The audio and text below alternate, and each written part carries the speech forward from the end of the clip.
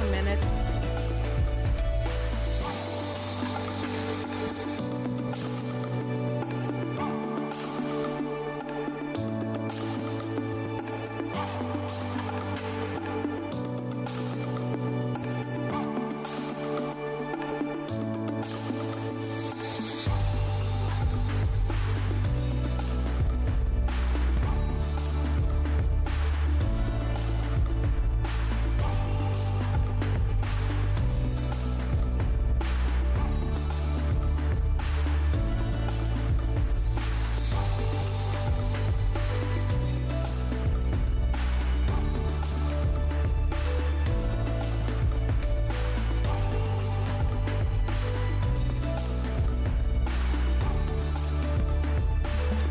Okay, so I'll call the meeting to order. Good afternoon and welcome to May 12th, 2026, Regina Planning Commission meeting. We acknowledge that we are on the traditional lands of Treaty 4 territory and treaty signed with 35 First Nations across southern Saskatchewan and parts of Alberta and Manitoba, and the original lands of the Cree, Saulteaux, Dakota, Nakota, Lakota, and on the homeland of the Métis Nations. The City of Regina owes its strength and vibrancy to these lands and the diverse Indigenous peoples whose ancestors' footsteps have marked this territory, as well as settlers from around the world who continue to be welcomed here and call Regina home. Some members of the Commission and City Administration may be attending the meeting today through video conferencing, and I would like to remind those members of the following. Please ensure your video camera microphones are turned off. If a member of the Commission wishes to speak, use the raised hand function to be placed into the speaking queue. And when speaking, remember to unmute your microphone and enable your video camera. Reports considered by the Commission at today's meeting will be considered by City Council at its meeting scheduled for May 20th, 2026. The deadline to register as a delegation for the City Council meeting is 12 p.m., that's noon, on Tuesday, May 19th, 2026. A written submission is required of all delegations at the time of registration to speak to City Council. Okay, so approval of the agenda. Can I have a motion to approve the agenda at the call of the chair with the addition of the list of registered delegations and delegation Susan McGilvery, Regina, Saskatchewan? Any opposed? That's carried. Oh, sorry. Can I get a mover, Councillor, please? Thank you. All right, that's carried. Adoption of the minute. Can I have a motion to approve the minutes of April 21st, 2026, Regina Planning Commission meeting? Can I get a mover, please?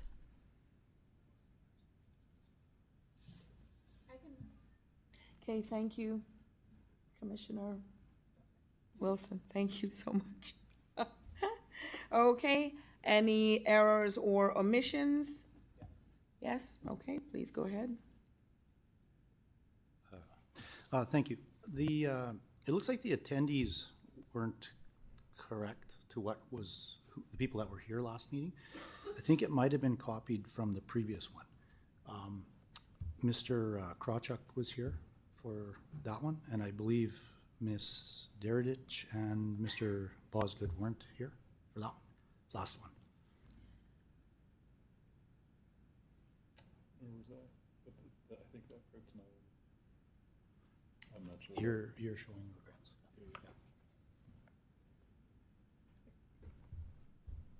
Okay. So we'll correct those errors. Okay, so Okay. we'll correct the minutes.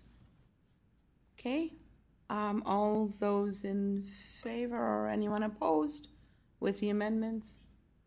Good, that's carried. Okay, so delegations, RPC 26-7, we have 3 delegations on our first item. I would like to call upon delegation, hang on here, my apologies, a little pokey, Wilma Staff, and you're in person here.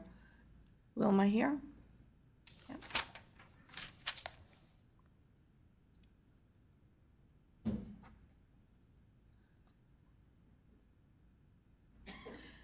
So as you're getting seated, please introduce yourself to, for the record, the organization you are representing, if any, and what city or town you reside in. You will have 5 minutes to address the commission, after which you will have the opportunity to respond with any questions member of the commission may have for you. Give me 1 second here. Let me set up my clock. Okay, please go ahead. Now, is this automatic? Can you hear me? I have some handouts. Can I have somebody hand this out? Thanks, George. Thank you.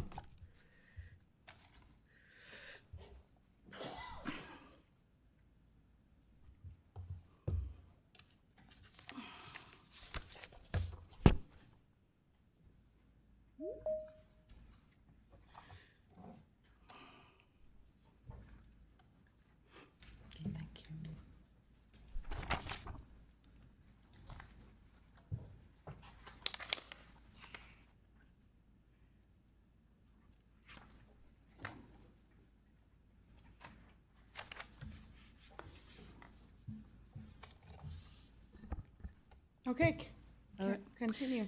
All right. Thank you very much. Good afternoon, Madam Chairperson and members of the Planning Commission. I'm Wilma Staff. I'm here representing myself and some of my neighbors in the Arnheim-Assiniboia Place in the Al Ritchie neighborhood. Given the fact that the residents were asked for their comments regarding a proposed rezoning without any rendering of the potential building, means they were essentially being asked to agree to an inappropriate and incomplete housing development because it was unknown. According to the report, the building size and number of units is unlikely, but may be significantly greater than what is currently permitted under the RU zone. So, compliance with the policies and criteria of the official community plan, the OCP, regarding compatibility with the existing built form and consideration of the surrounding neighborhood context is the first and most important OCP criteria. It is crucial to rationalizing that building size and number of units into the neighborhood context. Despite not having received an application, it's obvious the development, a stacked townhouse development with 8 units, is not compatible with the existing neighborhood build form. For example, unlike the RU zone where permitted buildings are 1 or 2 units up to 8.5 meters, the RL zone allows a broad range of building types up to 15 meters or 48 feet as a permitted use. Controlling the height to 8.5 meters or 27 feet will require a height overlay zone, which the planning department is recommending. And I do hope that when the commission decides on what recommendation it's going to make to council, that it will make sure that that's part of it.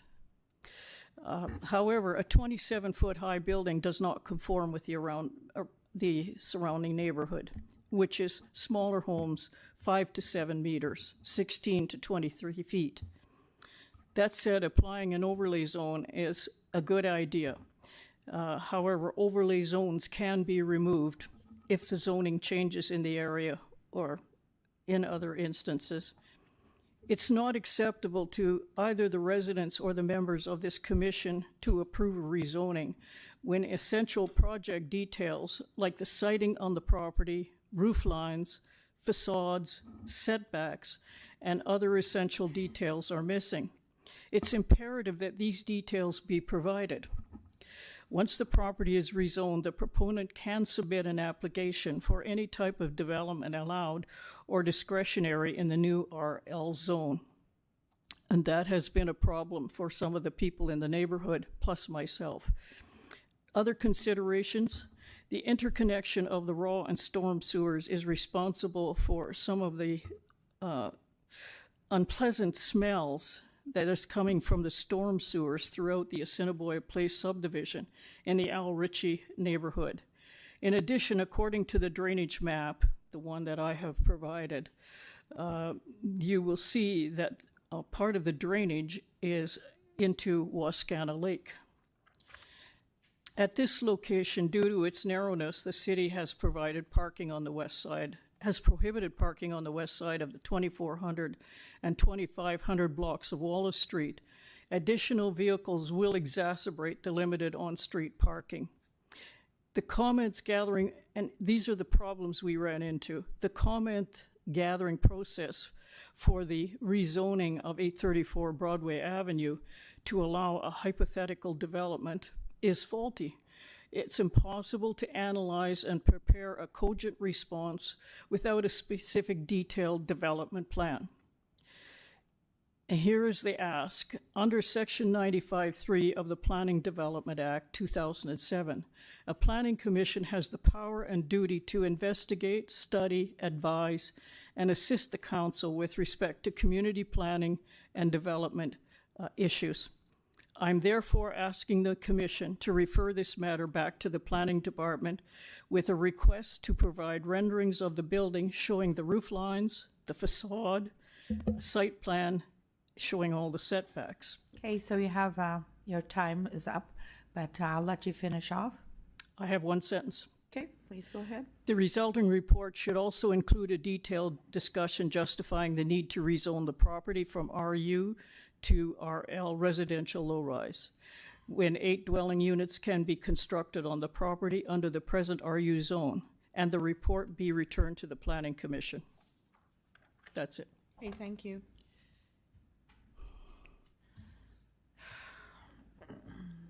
Thank you for your presentation. Do any members of commission have questions for the delegate? Oh, here we go. Sorry. Commissioner Gaisier? Thank you. Through the chair, thank you for your presentation. I appreciate that. I suppose my first question, so suppose the commission and council through our recommendation accepts your suggestion that we wait to review rezoning until a proposal is put forward. Okay, so if that happens, what would you suggest we do if the land is rezoned, the building as recommended is considered reasonable, it's built, and then in 15 years they decide that they want to take that building down and put something else up? That rezoning will already be done, so the community won't be able to look at a new proposal, provided that that new proposal meets the rezoning. How is that different than now? Like how is the zoning allows for certain building styles and building types, certain densities and tensities, and by virtue of being zoned, allows for permitted uses that don't go out to the community. What's your proposal, or how would that be different if you could look at what's proposed today versus 10 years, 15 years, 20 years from now when this site is ready to be changed or amended or built onto, et cetera? It's very difficult to know how the city will unfold over the next 15 years. So my focus is on what's going to happen with the property now. As a former member of council, I do realize that this city has to intensify.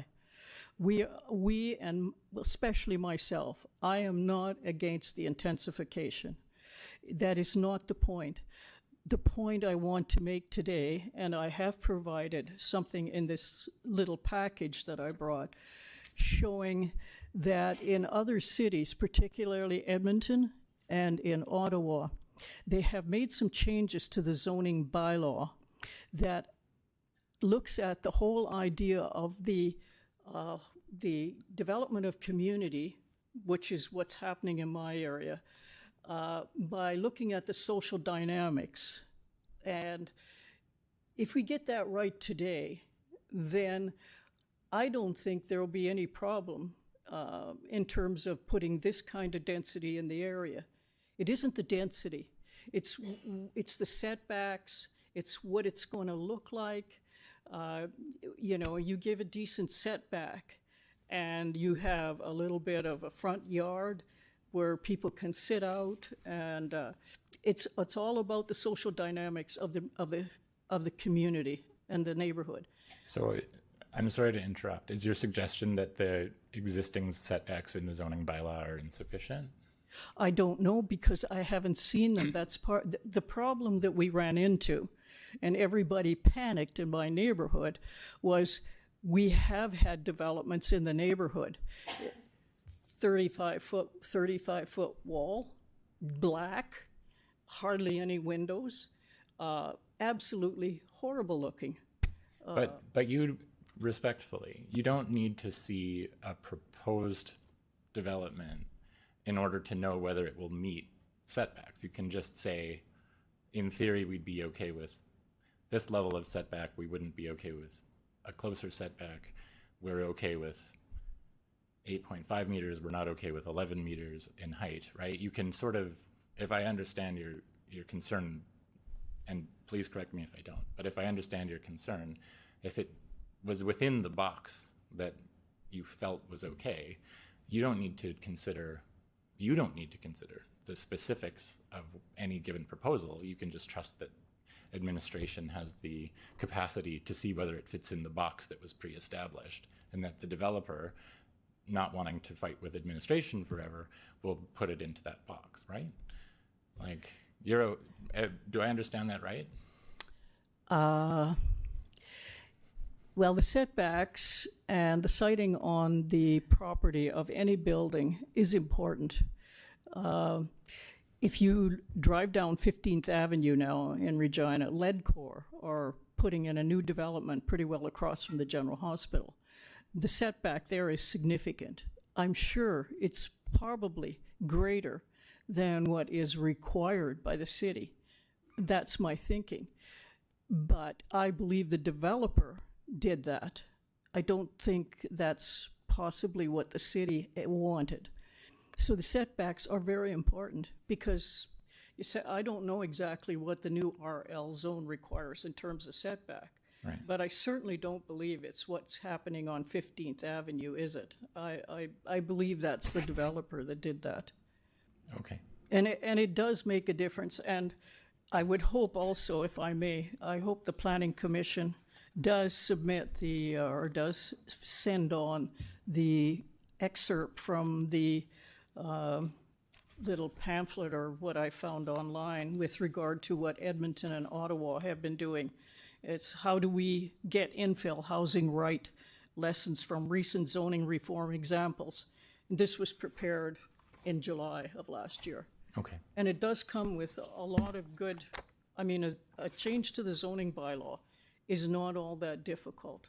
So if you decide to start a development company and Yes. you want to build, you're okay with taking the extra time to come up with a submission with your architect and your engineer before bringing it out to the community and then making changes based on community feedback. Yes, I really do believe I wouldn't be here today if we had had more information. Like, Okay. this is what we got. This is that is, I could do better than that. And I am not an architect. Okay. Well, I really appreciate it. Thank you. I have no more questions. All right, thank you. Councillor Sickleys, are you going to go ahead or not? Okay, I will. Hi, Wilma. Hi, George. Thank you for Hi, coming. Counselor. No, it's okay. George is fine. Thank you for the photos. A simpleton like me likes the show and tell portion. Considering that there are people living on Wallace and Broadway, I don't want to beat up on the designs too much on front of the camera, but you said in your report that you just handed us that this is a type of unsuitable infill housing. Can you tell me why you think that's the case? Well, that's because this is what it looks like. The problem is when you deal with people, when they see something like this is kind of what they get in my mind that's going to be there. I'm here speaking as somebody representing people, Yeah. that, you know, this is not their thing, to be honest. But I'm talking about these and Oh, your, those, yes, those are what we have gotten. right. And those are very unappealing. That's what I say that the city should try and prevent. They're unappealing how? Well, look at that black thing there. It's big. Look at the little house next door. It doesn't fit in the neighborhood. Right. It's just not very appealing. So I'm thinking just mathematically, size-wise, if we're only going to approve things that are already there of that type, we're not really increasing intensity. We're not really putting more people downtown, are we? What you're looking at there, I believe that's a threeplex or a fourplex. There are I think 3 or 4 units in that Gotcha. particular dwelling.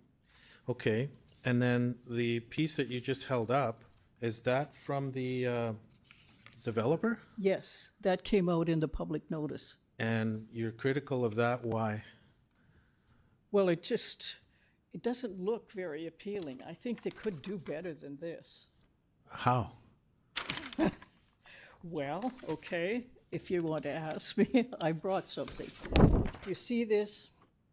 Yeah, This particular development, that's 6 units.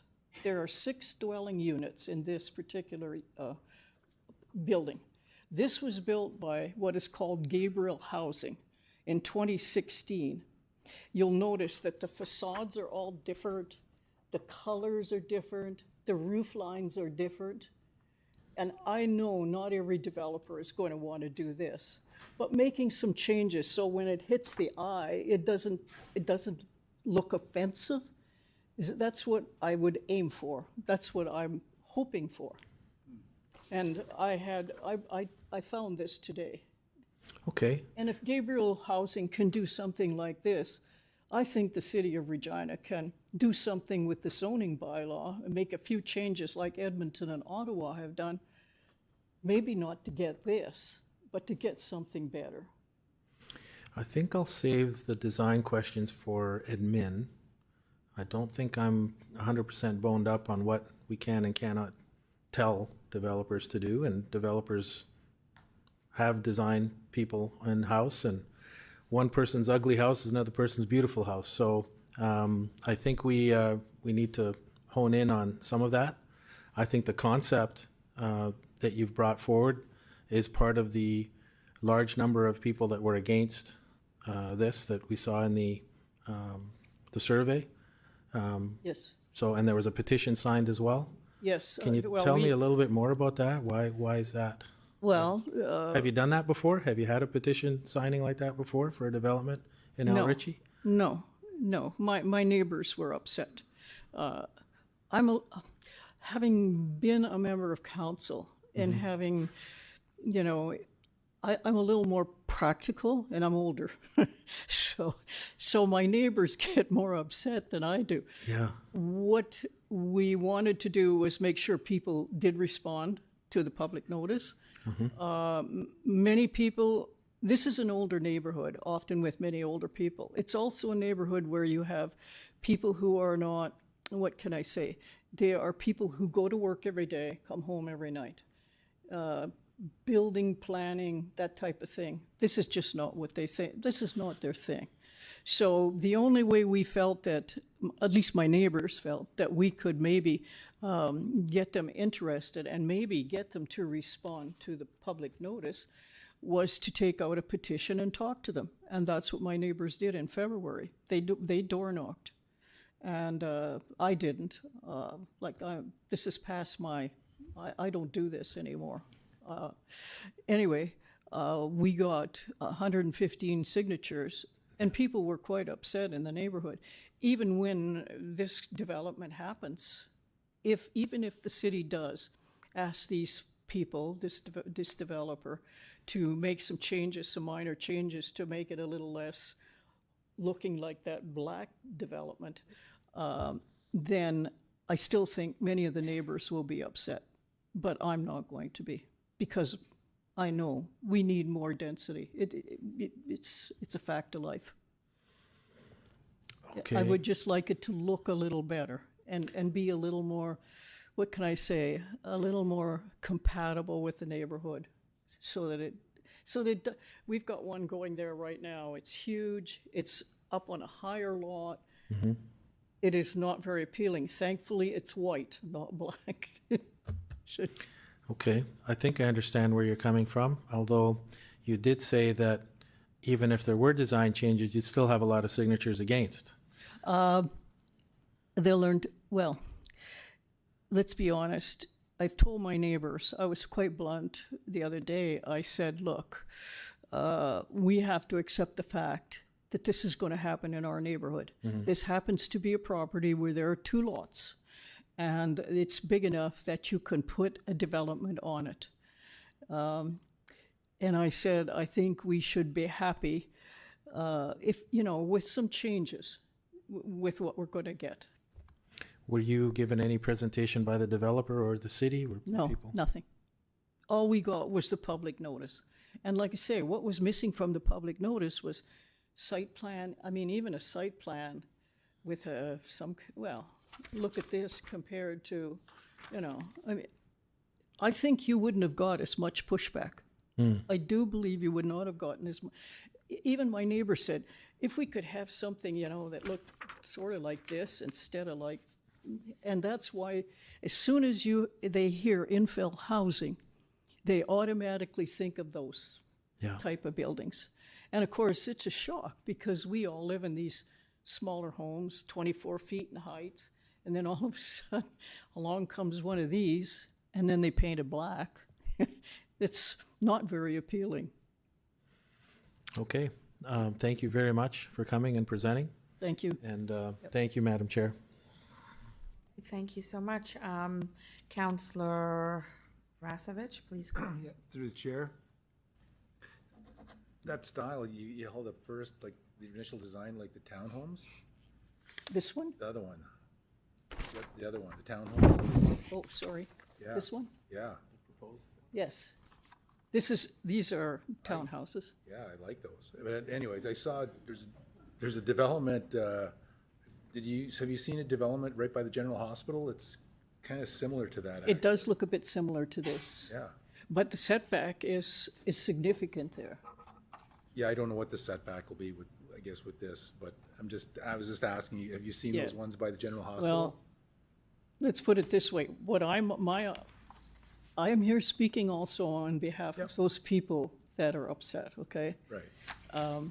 When I looked at what was being built by the General Hospital, it's not all that bad. It isn't. It's not all that bad. But that's what I see, and that's what I think. But that isn't necessarily what other people think. Right. And I don't like coming here and making presentations anymore. Even though I was a member of council, I did this for 6 years. So I promised my neighbors I'd do this. So that's why I'm here. Oh, for sure. And I'm hoping sure. that maybe by being here, that I can influence the commission to making a recommendation to the city administration that maybe some of those changes that Edmonton and Ottawa have made to their zoning bylaw and can, in fact, help to create housing units that are as, what can I say, as compatible with the older neighborhoods as possible. Make them so that they don't look like these horrible big high buildings with a flat side and, and just paint even and, just changing roof lines. Yeah. That isn't all that hard. I think I read in your submission as well that you kind of mentioned people worry about their property values and thinking something like some of these developments, I guess, like like this one that you gave us, and I guess the townhome style, they feel that these buildings are reducing the value of their property. Well, as I say, you're dealing with people who feel that way. They feel that. My son was an assessor. Yeah. I know that that's not always the case. Right. Okay. I just thought I'd ask the question. That's all. No, that's fine, Yeah. Counselor. That's I all. understand. No, everybody has a different idea. For sure. Anyways, thank you. Okay, thank you so much for being here. I don't see any more questions. I'll ask you to return to the gallery. Okay, thank you very much, ladies and gentlemen of the commission. I appreciate the time. Okay, I'd like to call upon Delegation Susan McGilvery from Regina. Please make your way to the gallery, please.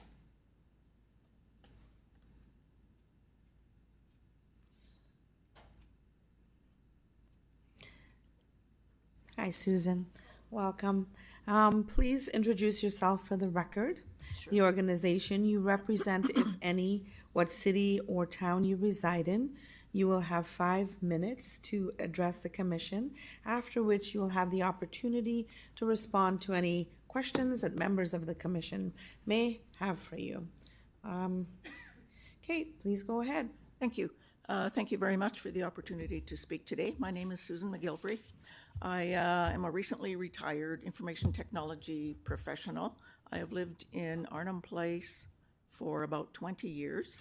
The reason I am here today is my property is directly impacted by this proposed change because I live directly north of the address in question.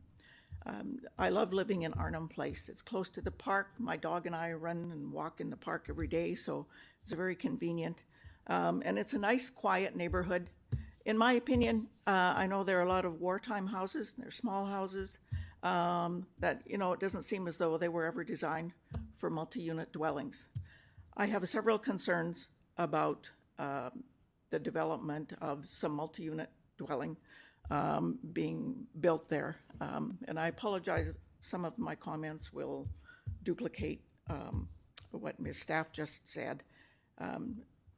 When I received the notice, I too was quite concerned that it seemed as though the application was very vague. Is it going to be 2 stories high, or is it going to be 6 stories high? 2 stories high, that might be okay. If it's 6 stories high, it's going to completely block the sun that I currently enjoy in my yard. I'm able to open my windows. It's a fairly quiet neighborhood with multi-unit dwelling being established there. I'm very concerned about the potential noise. There's going to be an increase in trash because if you get a lot more people there, there's going to be a lot more trash. I know the infrastructure would most likely have to be increased, the sewer, the water, the power.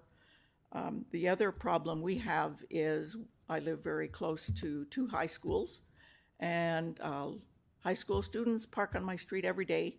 And as I believe Wilma mentioned, right now on 25 Block Wallace, you can only park on one side of the street. So having more people living in that one small space, like where are they going to park? They're probably going to have visitors. Where are the visitors going to park? As it is, I have trouble having visitors during the day because all of the parking is taken up with the students parking along there. Those are probably the main things. Also, I'm just wondering, is there an environmental impact? I don't know if that's been considered. So just again, as I mentioned,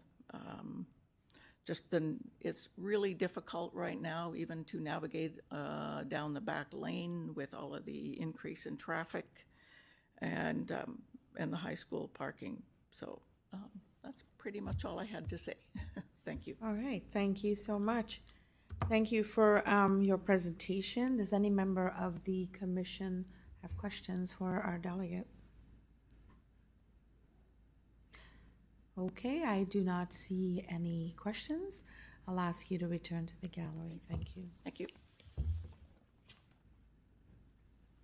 Okay, I'd like to call upon Jonathan Richards from Tetra Property Innova Developments, Craven, virtually, correct? Okay.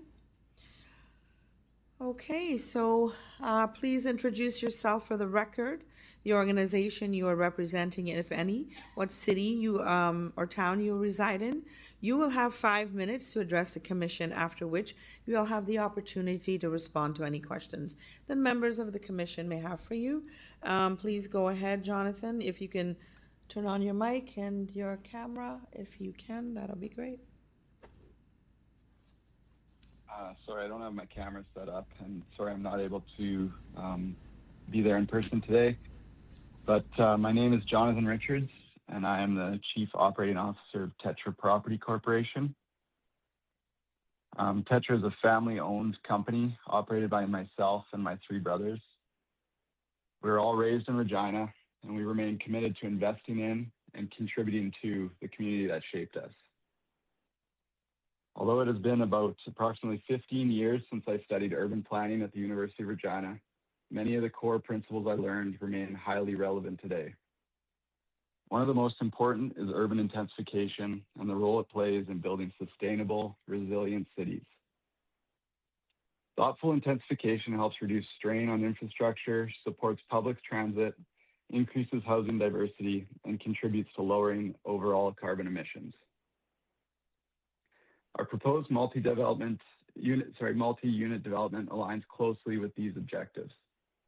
The site is located along a primary transit route and in proximity to downtown, allowing residents convenient access to amenities and public transportation. This reduces reliance on personal vehicles and supports broader environmental goals. We'd also like to address several concerns raised during the public feedback. With respects to parking and traffic, the development includes a 4-car garage, and based on comparable projects, we anticipate that most residents will have a single vehicle or none. Broadway Avenue currently accommodates a significant volume of daily traffic, and the incremental increase generated by this small development will be minimal. Regarding concerns about crime, this area already includes a substantial amount of rental housing, much of which is aging. Investment in new, well-maintained housing has been shown to improve neighborhood conditions and stability rather than detract from it. In terms of building massing and design, the proposal is intentionally modest and low profile. The design includes at-grade entrances, facing both streets, maintaining a human-scale streetscape. There is also flexibility in architectural detailing, which can be further refined during the permitting stage. I can take some of Wilma's comments back to our architect, and we can go about that way. Row house style housing has a long history in Regina and fits naturally within the city's residential fabric. Finally, this proposal is consistent with existing planning policy and nearby development patterns. Within one block, developments such as Milton Heights and Broadway Terrace demonstrate the presence of higher density housing in the area. Additionally, within a few blocks, I believe it's 17th and Elliott Streets, there's a similar fourplex design. The applicable zoning framework supports a mix of low-rise, multi-unit residential forms, and our proposal fits within that intent. We look forward to working collaboratively with the city and the community to deliver much-needed, high-quality rental housing in Regina. Thank you for your time and consideration. Thank you for your presentation. Members of the commission have any questions? Councillor Sick, please. Thank you. Through you, Madam Chair. Hi, Jonathan. Thanks for joining us. Thanks for having me. I've been here now about a year and a half, and I've never seen something that had so many opposing voices to it, so it kind of makes me scratch my head a bit. Have you seen anything like this before on any project you've done in the city? No, this is our first time applying for a rezoning. We're just a small company with only a few properties in Regina. We do think that maybe the opposition is coming from similar nearby larger properties. I think one near Douglas Park School, and maybe that's why we're also getting the pushback. Gotcha. And I think it was Susan who, she wasn't sure how high we were going to go, but it appears to me from my documents, we're not going to go higher than 8.5 meters. Is that your understanding? Yeah, we were going to go 2 stories on this development, but I believe that, yeah, we will look at reducing the height as best as we can. Okay. And it sounded like you were being kind and wanting to look at your design once again, based on some of the feedback criticism from Wilma. Were you able to see the design that she showed us? Could you see that on your screen? No, I could only see our design, and then I didn't quite get a picture of what she showed. Okay. How's your timing on this? Were you expecting to put shovels in the ground, having a yes vote today, or can you stand a little bit more time for design work? If necessary, we could stand some more time for design work. I mean, this was preliminary design for the zoning application, and then we would move to more, further down in architectural designs if we have investment in this project. And were you thinking that you were going to get started this year on it? I don't believe that this year would be in the cards right now, but potentially. Okay, so sounds like we have some time then to make some opposition voices be in favor. So that's actually a good thing. So we do have a little bit of time ahead of us. Is there anything else design-wise that you heard from the last two delegations that you'd like to comment on? I think I know what color that we should avoid.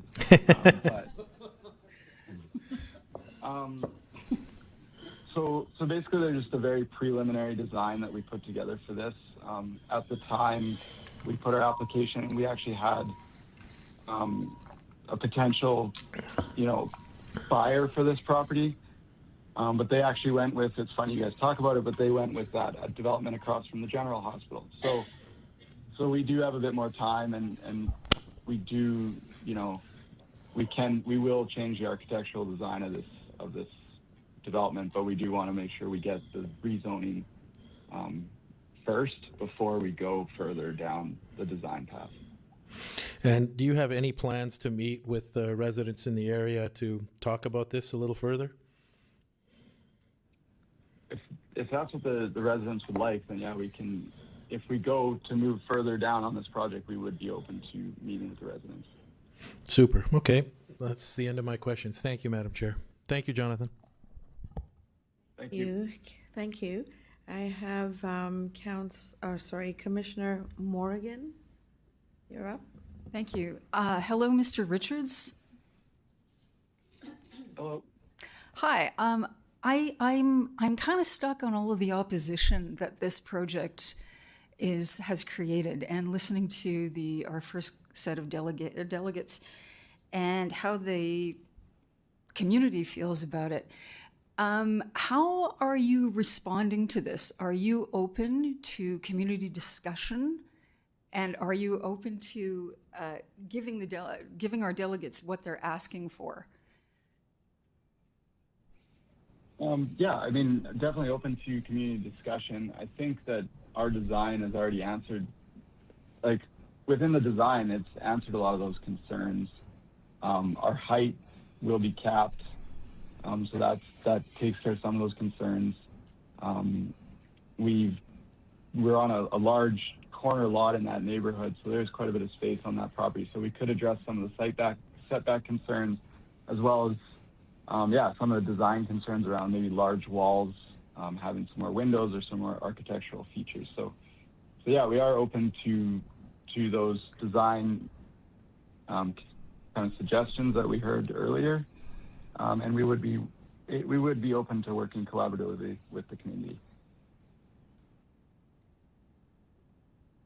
Okay, so do you know if there's anything planned to get the two groups together? Because it doesn't sound like you're speaking the same language at the moment. I don't know anything planned at the moment. I've seen just what's on Facebook from the opposition and what the feedback we got from the city. I'm also just surprised at the amount of pushback that we got on this development. Okay, I think one of the issues is aesthetics, or the lack of aesthetics. in many buildings, new buildings in the city, including these two that were given to us. Not very aesthetically appealing. You already made the comment about not painting it black. Thank you for that. But I think that because it's an older neighborhood and it's got its own character, I think that that is probably part of the pushback, in the sense that, bringing in one of these big monsters that's not very nice to look at, it kind of takes away from the neighborhood, and I think that that's part of the issue. And I hope that you're all of you are open to discussing it and maybe, getting involved with the community and making some good decisions on their behalf. Yeah, that sounds okay. Thank you. Thank you. Thank you. I have Commissioner Aston on next. Okay, thank you. Through the chair, I just have a couple of questions. I guess to the developer, what zoning that you're proposing to change, like what's the material change from what you have right now? Can you describe what the difference would be for you and the impact to you? I believe the current zone is just for a single, oh, sorry.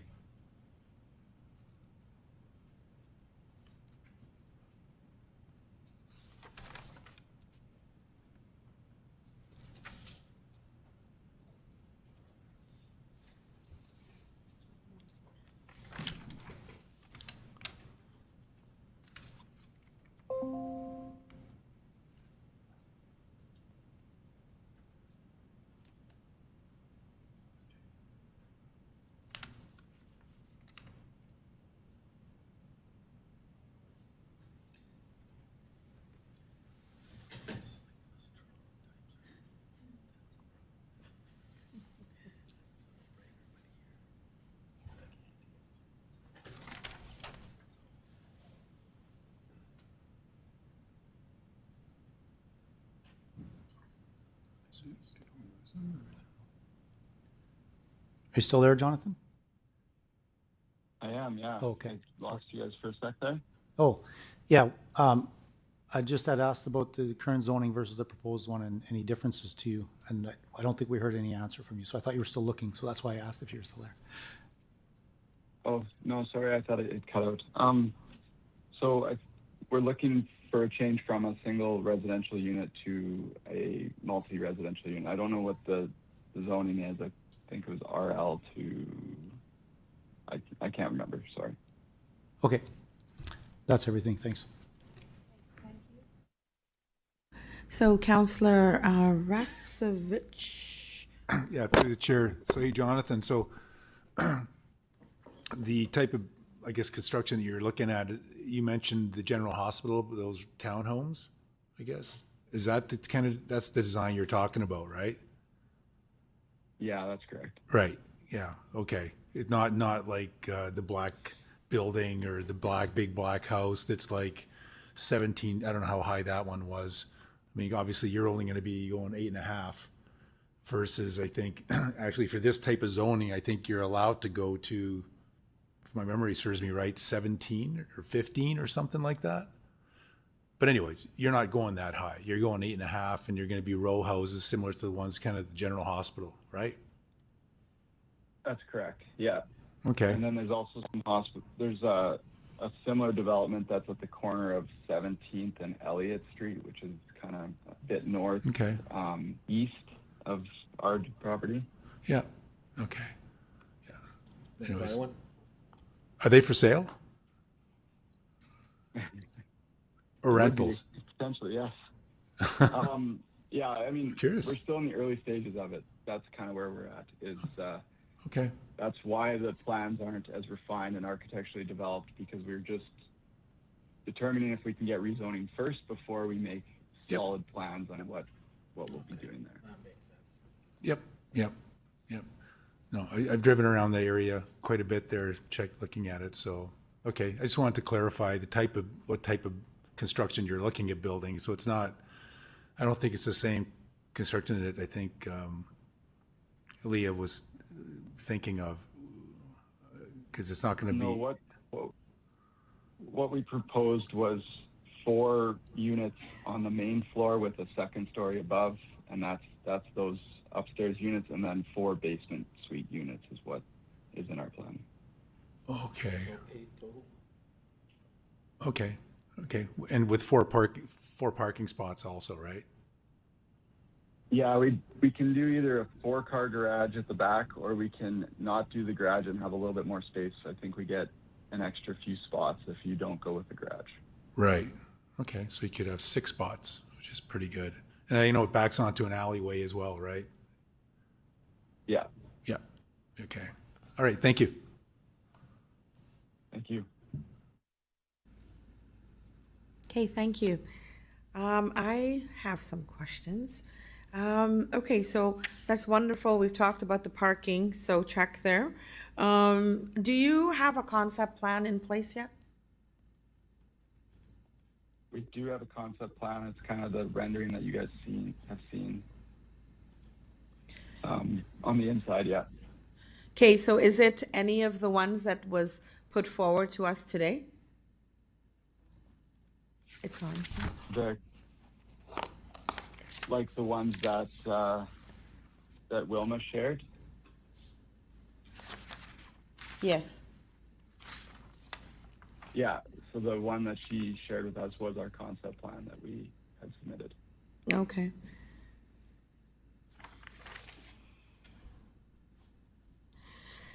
Okay, I think the rest of my questions. Just sorry to interrupt you. Yep, no, So that's. this one is like right on the development proposal site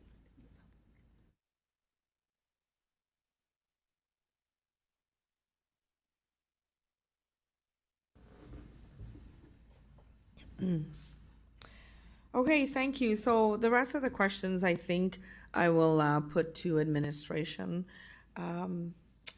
right away here.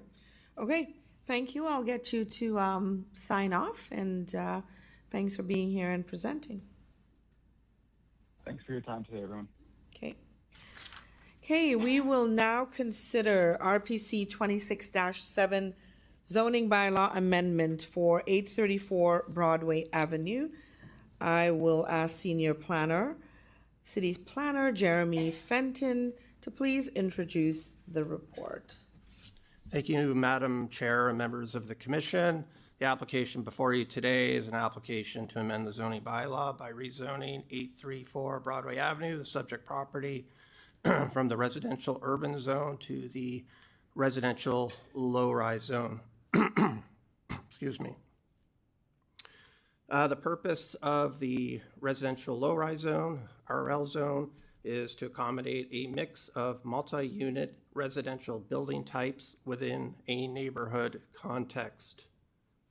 For clarification, Madam Chair, it should be noted that the city has not received a development permit application at this time. However, the applicant has indicated that they may pursue an 8-unit townhouse style development in accordance with the concept that was shared with you. Further, for clarification, the subject property today with the current RU zone, so the subject property today actually consists of 2 parcels. So that combined with the current RU zone, the subject property could actually accommodate today 2 4-unit residential buildings. And that's through amendments to our zoning bylaw that happened not too long ago for the housing objectives. So I just wanted to add that for clarification that through the current zoning, 2 4-unit buildings could be accommodated today. So really the purpose of the rezoning is simply to accommodate a building with more than 4 units, 8 units per the applicant's proposal. So just moving on, in terms of the administration's assessment, the proposed RL zone aligns with the goals and objectives of the OCP. Firstly, the subject property is located within the city's intensification area. Secondly, the subject property is deemed to be suitable for intensification as is located adjacent to a collector roadway with transit service. It constitutes a corner lot and it can be, it's serviced in accordance with the city's standards in terms of water and sanitary sewer and stormwater.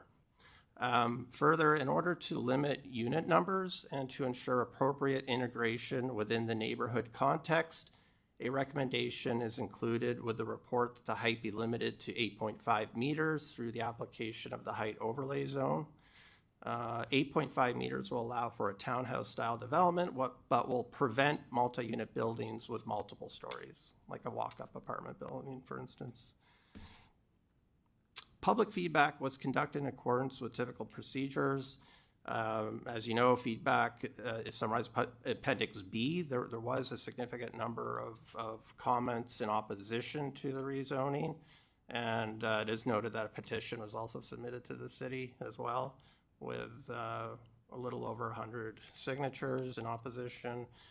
However, while recognizing the concerns raised, administration does recommend approval of the proposal, considering strong policy alignment, the absence of technical issues, and the application of the height overlay zone, which will limit height to 8.5 meters, thus ensuring appropriate integration within the surrounding context. Thank you. We're here to answer any questions you have. Aston, you're up. Go ahead. Okay, thank you. Through the chair, I'll ask the same question to administration. What is the zoning that is being proposed? What's materially different for this development than what is currently?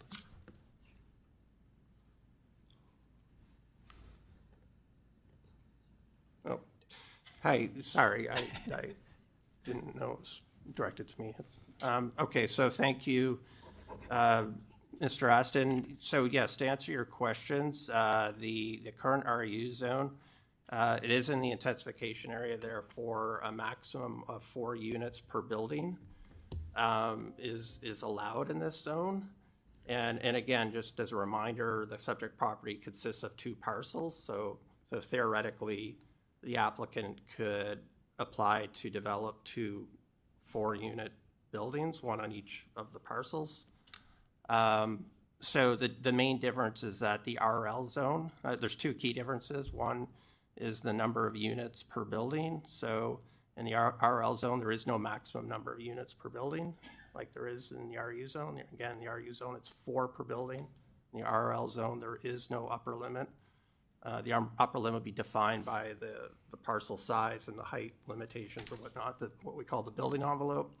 The other is the height. So I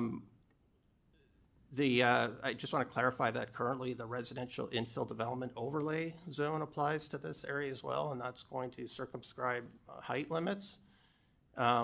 With the RID zone in place, the applicant could not achieve a height today over 8.5 meters because the RID overlay zone requires, in this case, that the maximum height would be 8.5 meters in keeping with the adjacent properties and prevailing building heights. The RL zone would typically allow up to 15 meters as a permitted use and between 15 and 20 through the discretionary use procedure. So it's unit numbers and height are the 2 key differences. Okay, thanks for that explanation. So I'm going to just try and respond to verify. So in a certain configuration, the proponent could have 8 units, and what they're applying for is essentially 8 units. Yeah, correct. 8 units, but however, in 2 separate buildings under current zoning. Okay. Okay. Thank you for that. The next question I have, is there, in the past, we've had some proponents in this area express concern about building height maximums because of the depth of the sewer in this area, and the sewer being a little shallower, and therefore the building had to be pulled out of the ground a little bit more. We've heard that concern before. I think it was in this neighborhood. So is that something that was at all considered with the 8.5 meter? By my math, that would put it 2 stories with approximately a meter out of the ground, and then to the midpoint of the roof would be pretty tight to make 8.5 meet to work. So through the chair. Ms. Dawson, please go ahead. Thank you. Through the chair. Thank you for the question. So the application before you is for the zoning, and when we get to the application stage, if the zoning passes, we would be reviewing certain criteria such as this particular servicing or particulars of the building. I'm not exactly sure what you're referring to in past locations. There was a conversation that we had in this community in the past about the neighborhood plan that was in place. That's my And next there question. was additional height limitations that were regulated through the neighborhood plan. And there was concern brought forward by builders at that point in time that you wouldn't have necessarily the proper basement wall height with the limitation, but that in certain locations was a limitation of 6.5 meters. That has since been removed. And so the 8.5, you should be able to, we would regulate that through building code, but you would be able to get a suite. And then the additional stories that they were chatting about. Okay, thank you.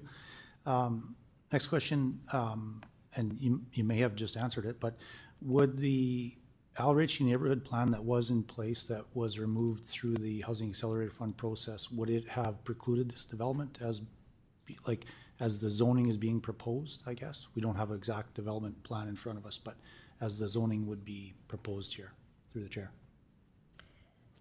Through the chair, I'm not sure if we did that assessment. We don't have the plan in place right now, so we use current regulation, current OCP policy, and current zoning that we have. When the public notice is being sent out for a development like this, is it the city's practice to note that the Housing Accelerator Fund allows, like the rezoning that was done for the city allows 4 units per lot or building, depending on Mr. Fenton's explanation there? Does it state that in the information that's sent out to everyone through the chair? Mr. Mayor is going to take that. Through the chair, the public notice didn't specifically state that. We did refer to the zoning bylaw in general. So there was a link that was noted on the public notice, and the information would have been available for someone to kind of look through and discern what would be available on the site today versus proposed.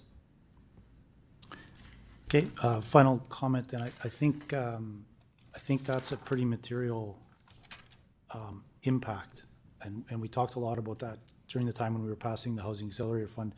Like, not everybody pays attention as closely to those kind of rules as other people do. So, like, literally every lot can have 4 units on it. And so I think there's 64 people in opposition that would they have known that may not have been, they might not have liked it, but that is the rules. And so I think that's a material thing that we should be disclosing to everyone. And I acknowledge it's in the zoning bylaw and it's in the OCP, but I read it a lot, and there's a lot of changes in there that are maybe coming yet and aren't all filtered through. So I think that's a pretty important thing to put out there to everyone. So thank you, through the chair. Okay, thank you. Okay, that's a good piece of information for sure. Okay, so I have, I got lots of lights here. Okay, Commissioner Gacia, please go ahead. Thank you. Thanks for the report. I appreciate it. Maybe my first question, actually, John stole my first question. So through the chair, my second question is, did you consider any options, did administration consider any options whereby other parcels or lots in that area would be rezoned as part of this project? Or just the one parcel? Mr. Mario, please go ahead. Through the chair, this application was driven by a developer requesting a site-specific zoning amendment to this property. It is a corner lot. We have specific property that favors corner lots, so we took it as an opportunity to intensify in accordance with our OCP policies.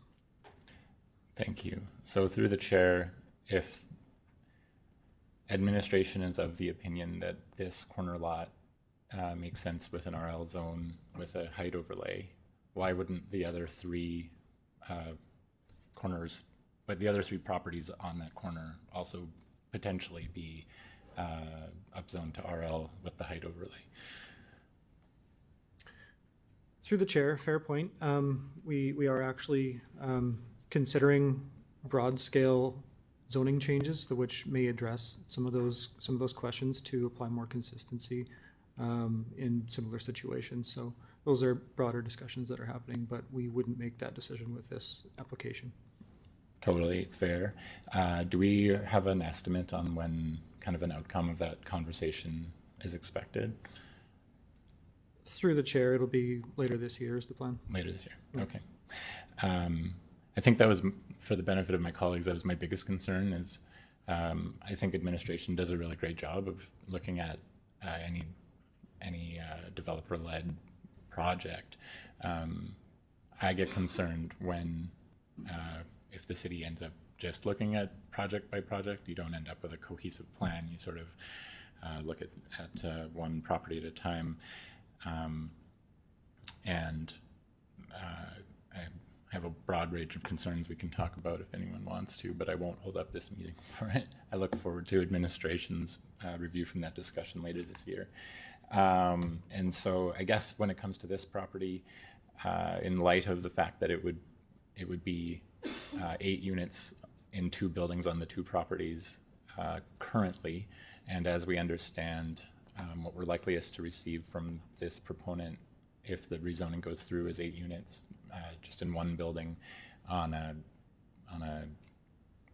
lot, on one larger lot. Is the city's position that effectively the intensity is unchanged, or is this still considered an intensification or densification? Mr. Mario. Through the chair, it is intensification. Anytime that you add more units to a lot, it is intensification, regardless if it's rezoned or not. So this makes an opportunity for intensification in a way that suits builders and makes sense for the lot. So we do consider it just making use of an opportunity. Thank you. And one last question through the chair.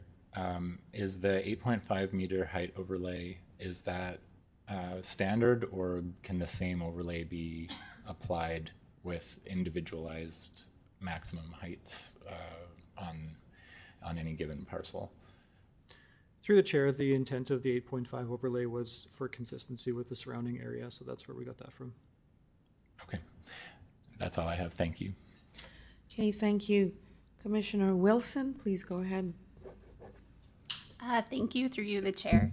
I think just because we have a few new members, and I'm curious too, can you speak to the policies and scope of city planning when it comes to working with developers on design and architectural design of a building? Just a high level overview. Thank you.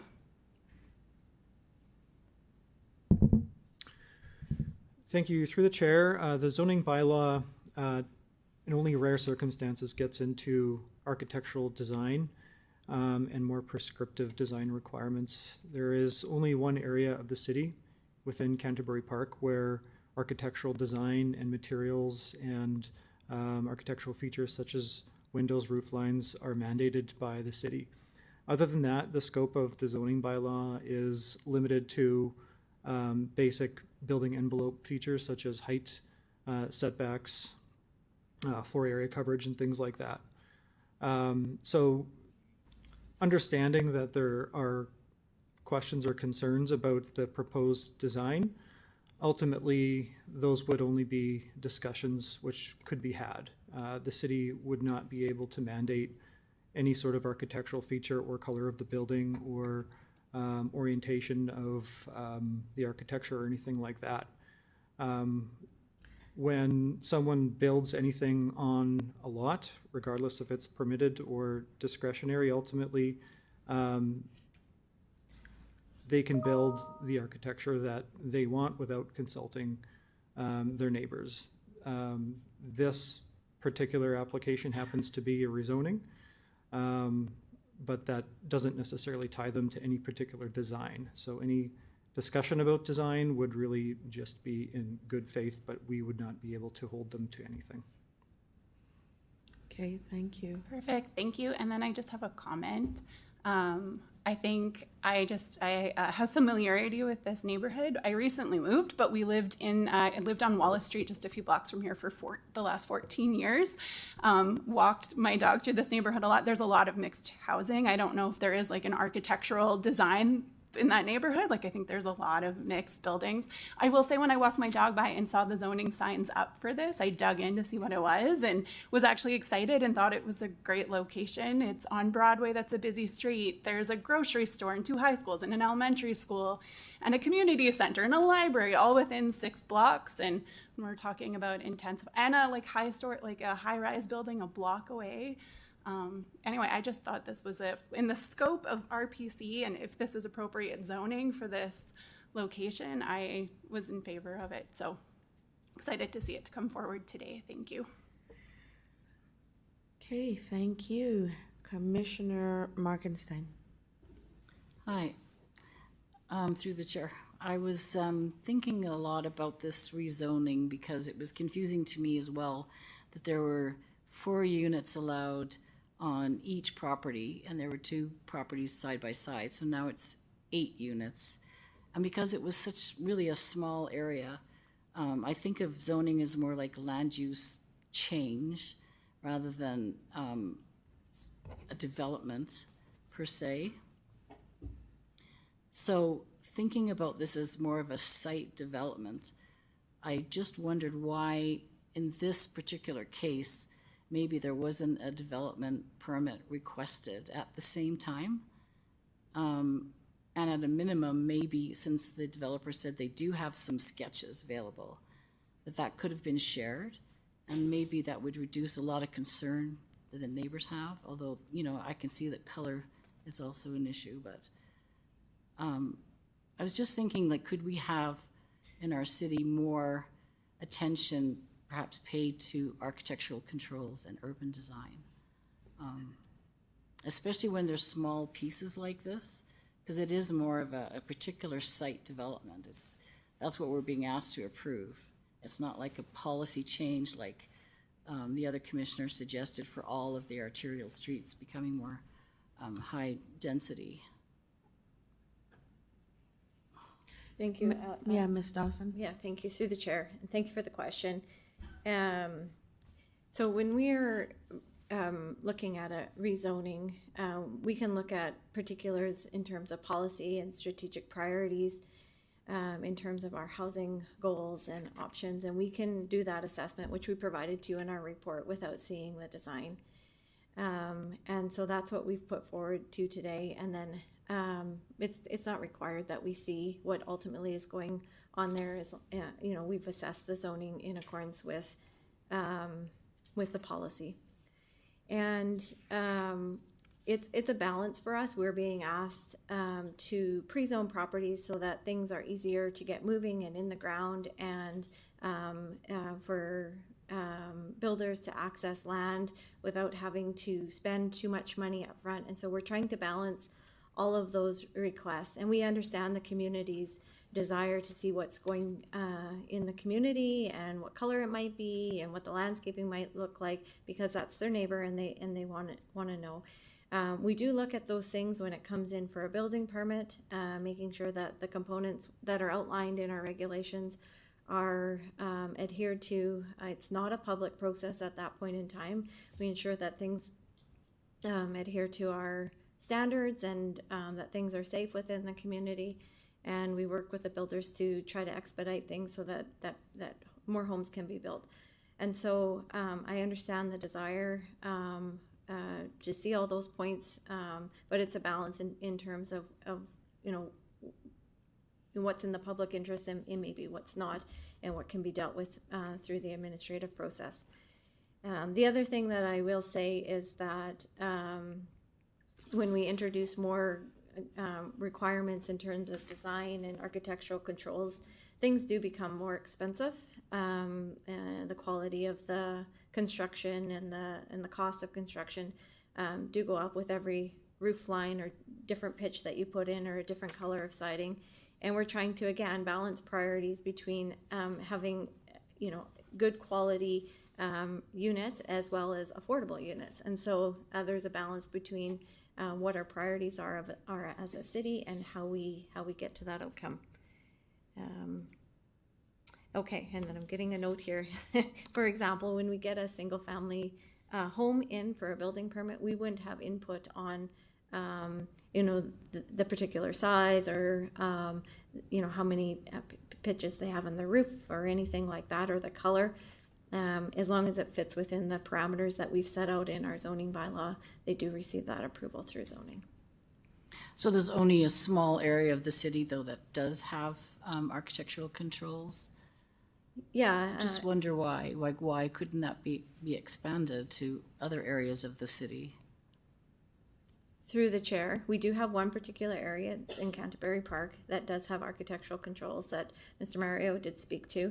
And again, we have looked into this in somewhat extensively in the past, and we looked at some of the, for example, we looked at the cathedral in the Lakeview community, and we had brought forward a report. We had got a consultant and brought forward a report on character and defining elements and what we would put forward as, potentially architectural controls for infill development.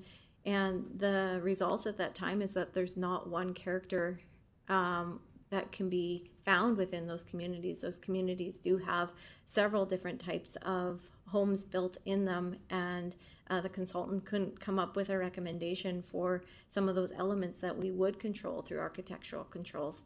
And so at that point in time, that report was put forward to council, and it was decided at that time that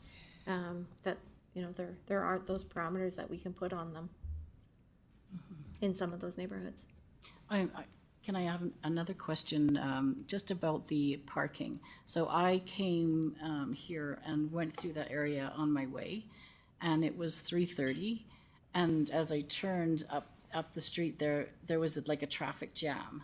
I couldn't get through. There was a line of vehicles and then a taxi cab in the way, and somebody had to reverse and go back, which I thought was uncanny because here we are coming to talk about that.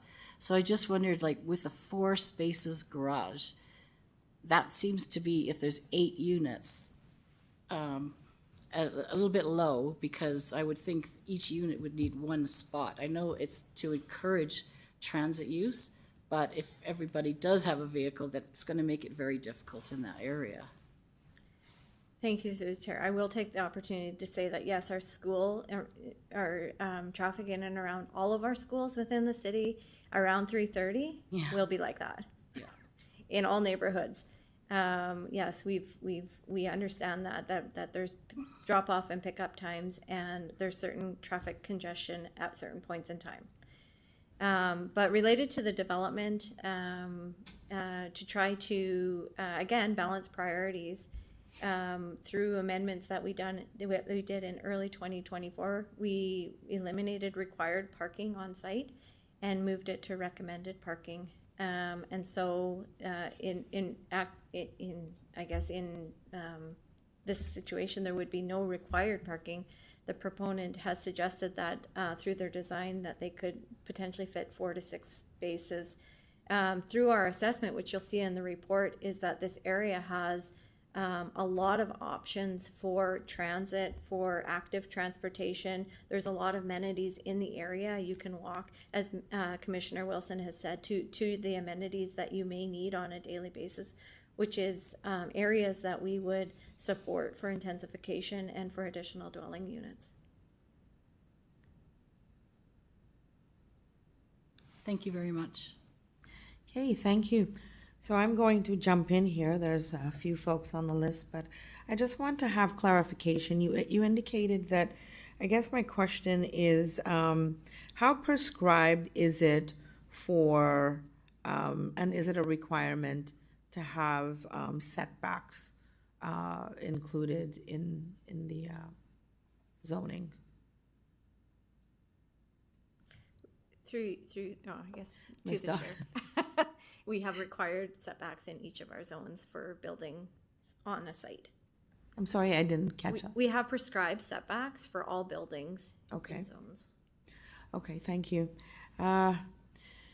So we talked about sewer and water, and we don't see that there's going to be an issue with how that's going to evolve once we get a permit and the building's in place or they're starting construction. So, like, can you explain that a little bit? But Commissioner Aston had asked this question, but I kind of feel like maybe we need some clarification. Will the sewer and water be in place to accommodate that height? Through you, the chair, I think Commissioner Aston's question is a bit different, but Okay. to answer your specific question, again, at the rezoning level, we do a broad assessment. We do know that there are some upgrades being done to the community system, which will benefit additional dwelling units, and we haven't done a full assessment on the particulars. Sometimes there is a necessity to upgrade the size of a line to get the connection or the fire flow that we might need, which is very typical of a development, and sometimes there's need to potentially do adjustments, but those are done typically at the cost to the developer. And I just maybe look to my colleagues to see if anybody has anything else to say. Nope, they're giving me a thumbs up, so. We do have some technical folks here to help us out if there's any particular question. Okay, thank you. So one of the delegates mentioned environmental impacts. And so, was there anything on environmental impacts on the report here? So I just cannot see that right now. Can you address that perhaps?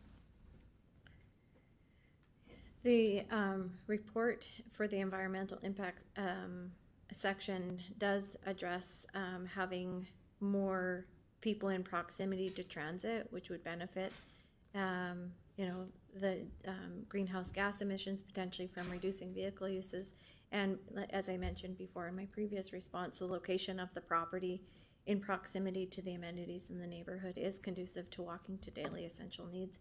As for environmental issues on the property, we're not aware of any. Okay, thank you.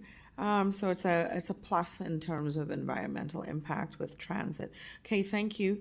So one of the delegates referred to Edmonton and Ottawa and a comparison there with their bylaws. Can you summarize perhaps what the difference is that we're looking at, and what is it that they've done that Regina doesn't do? Through you, Chair, I'm not privy to having the copy of the handout, but we could potentially take that away and look at it. As Mr. Mario had mentioned, we are reviewing some of the pieces of our zoning bylaw. I know that we're looking at comparator cities, Edmonton, Calgary, and others that are in, sort of the similar situation as us, trying to expand housing options and doing it in a way that it's best suited for the municipality. Okay, wonderful. Thank you.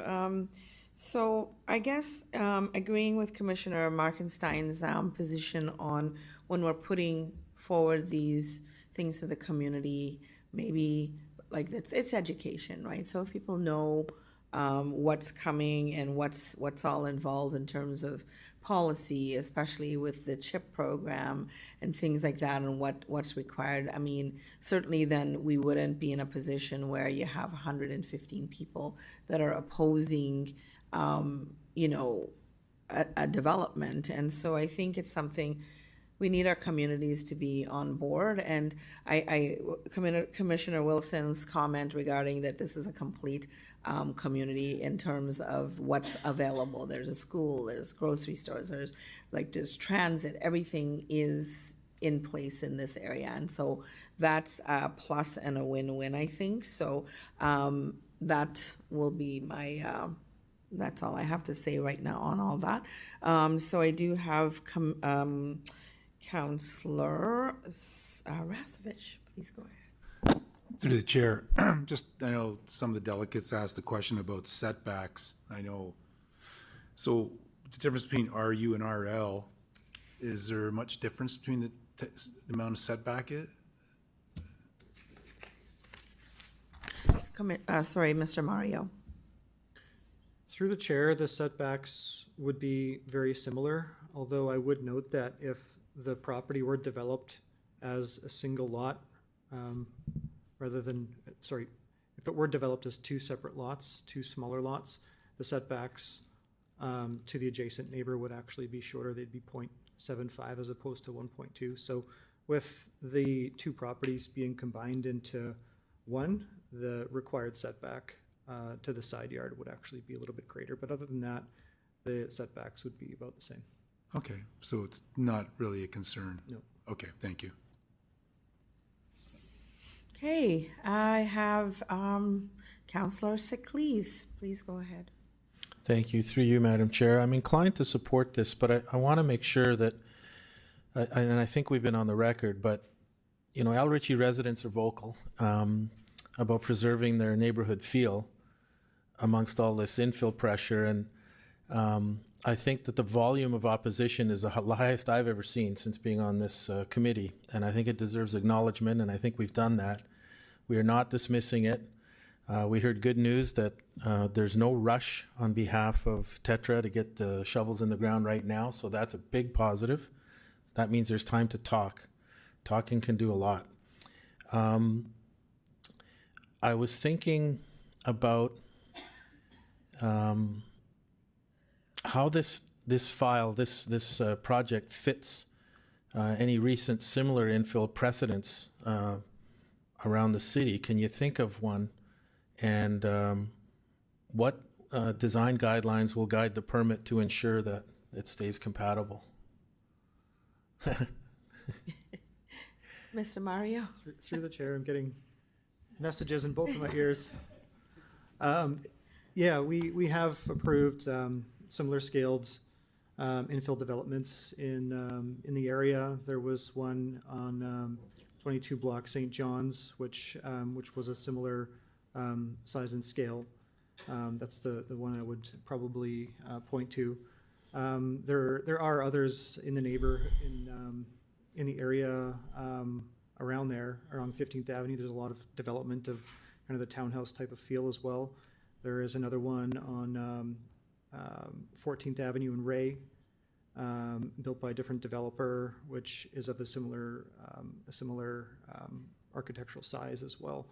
So this is a type of development which seems to be working for developers, and it seems to be filling the void that we're asking for infill development. So we do expect to see more of it. It does conform to our policies, which favor lots like this on corners. The intent of a policy like that is to try to fill corners because they are more conducive to infill development as opposed to internal lots. So we do see some positives here, and we do favor more of it.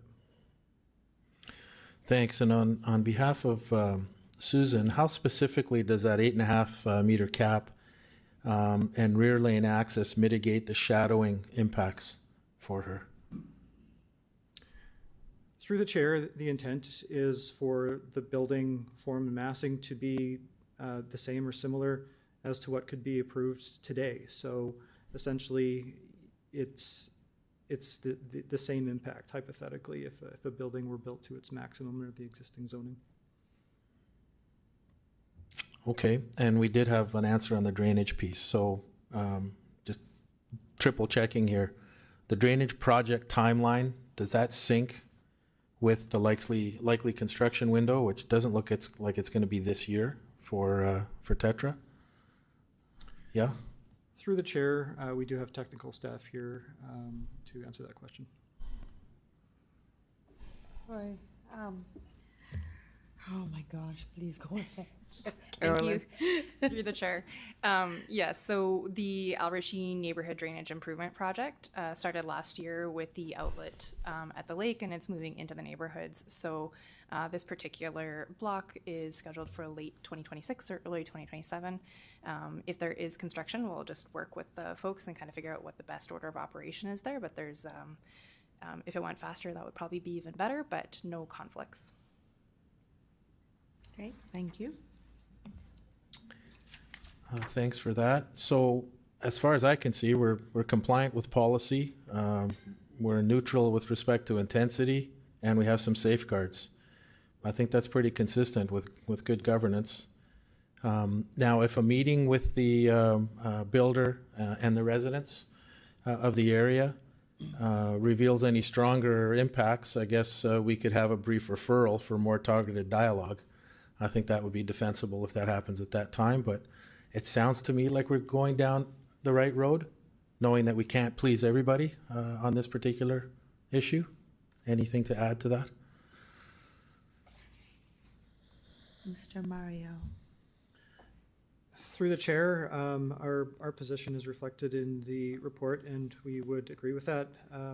Just referring back to one of my previous comments, if there is discussion about the particular architectural features of it, that's nothing that we can ultimately enforce. So, yeah, I would just leave it at that. So the paint and stucco discussion can happen between the builder and the residents if they want to have it. I'll be there. I'll come. All right. Thank you, Madam Chair. Okay, thank you. Okay, Commissioner Hill, please go ahead. Oh, sorry, Mr. Gaisier, please go ahead. Thank you. I don't want to accidentally speak on behalf of administration, so I will ask whether I got it right or not after I have some discussion, just to make that clear. I think I'm mostly speaking to Commissioner Markenstein's concern that she voiced about traffic. While I appreciate the parking concerns of the folks that registered their opposition to this project, it always seems to me that when we're considering traffic, if the city were to oppose this type of infill development,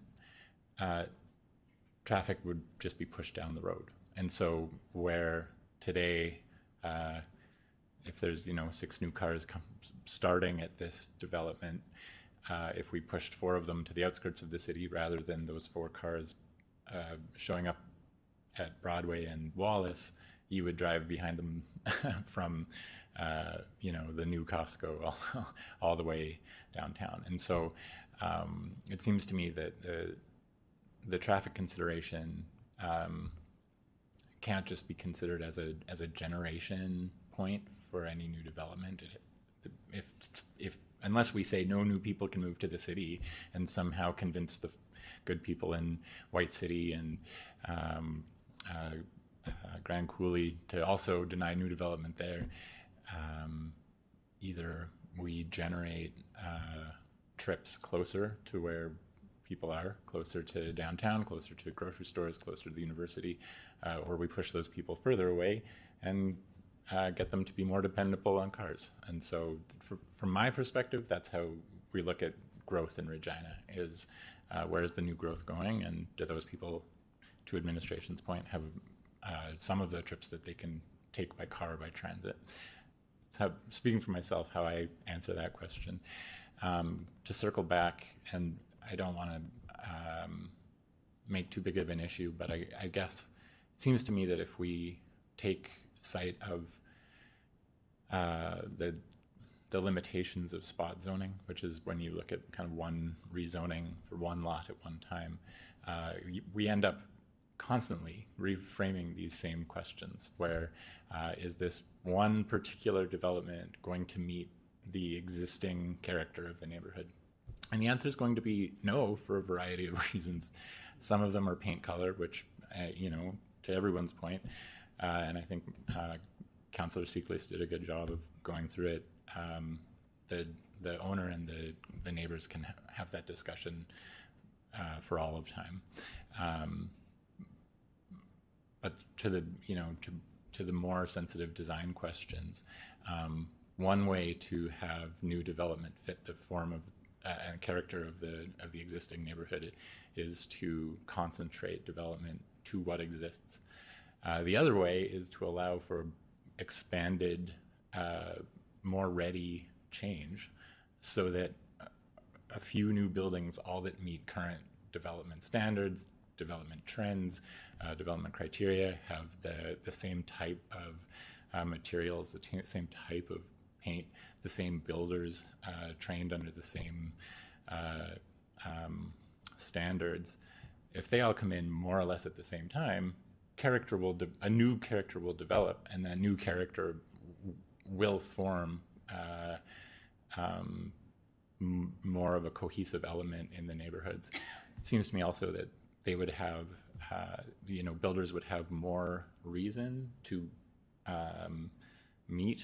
consider character elements if there was more profit, if they were developing several lots at the same time, or had the capacity to develop several lots at the same time, or had to compete with someone across the street who was developing something at the same time.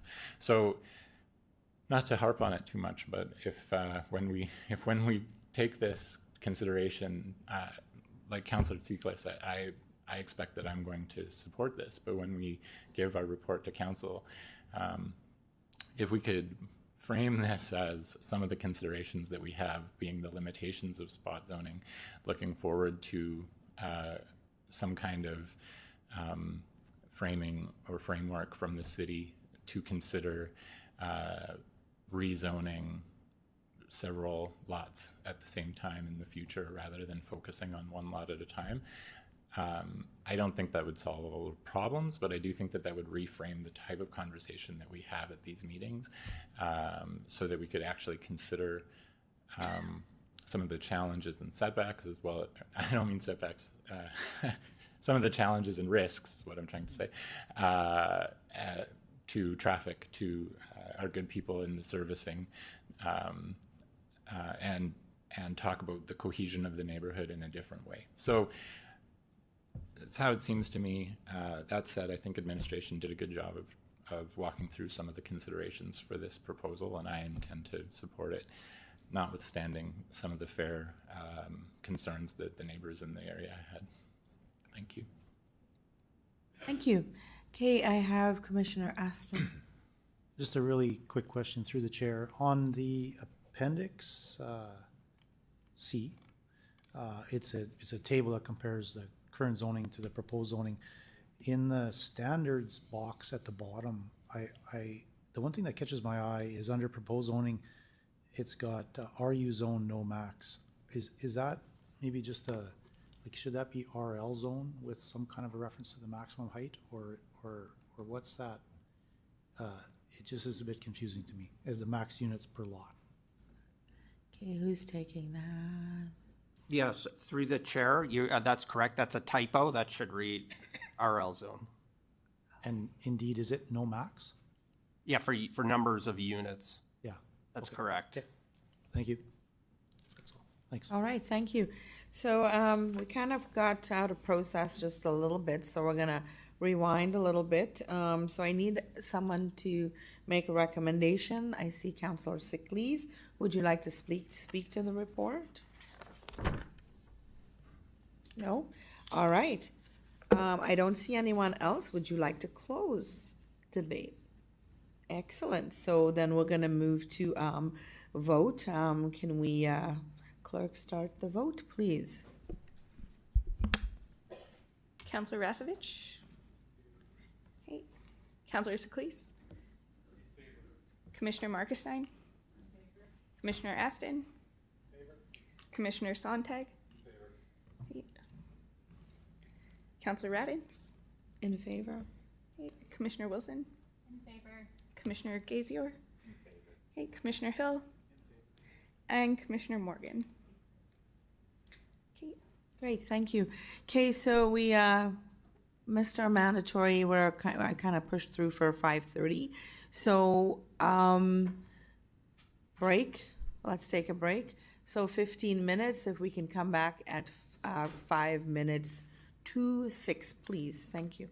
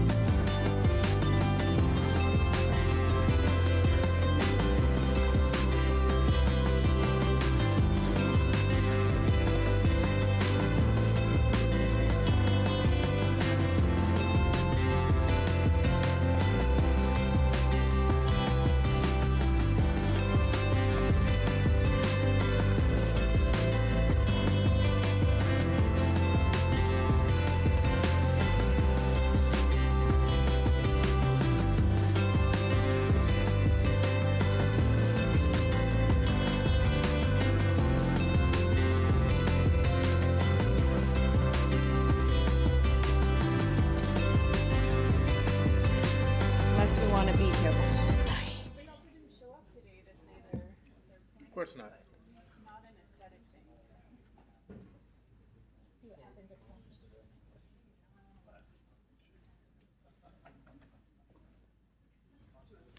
Okay, so we have two delegations on our next item for RPC 26-8.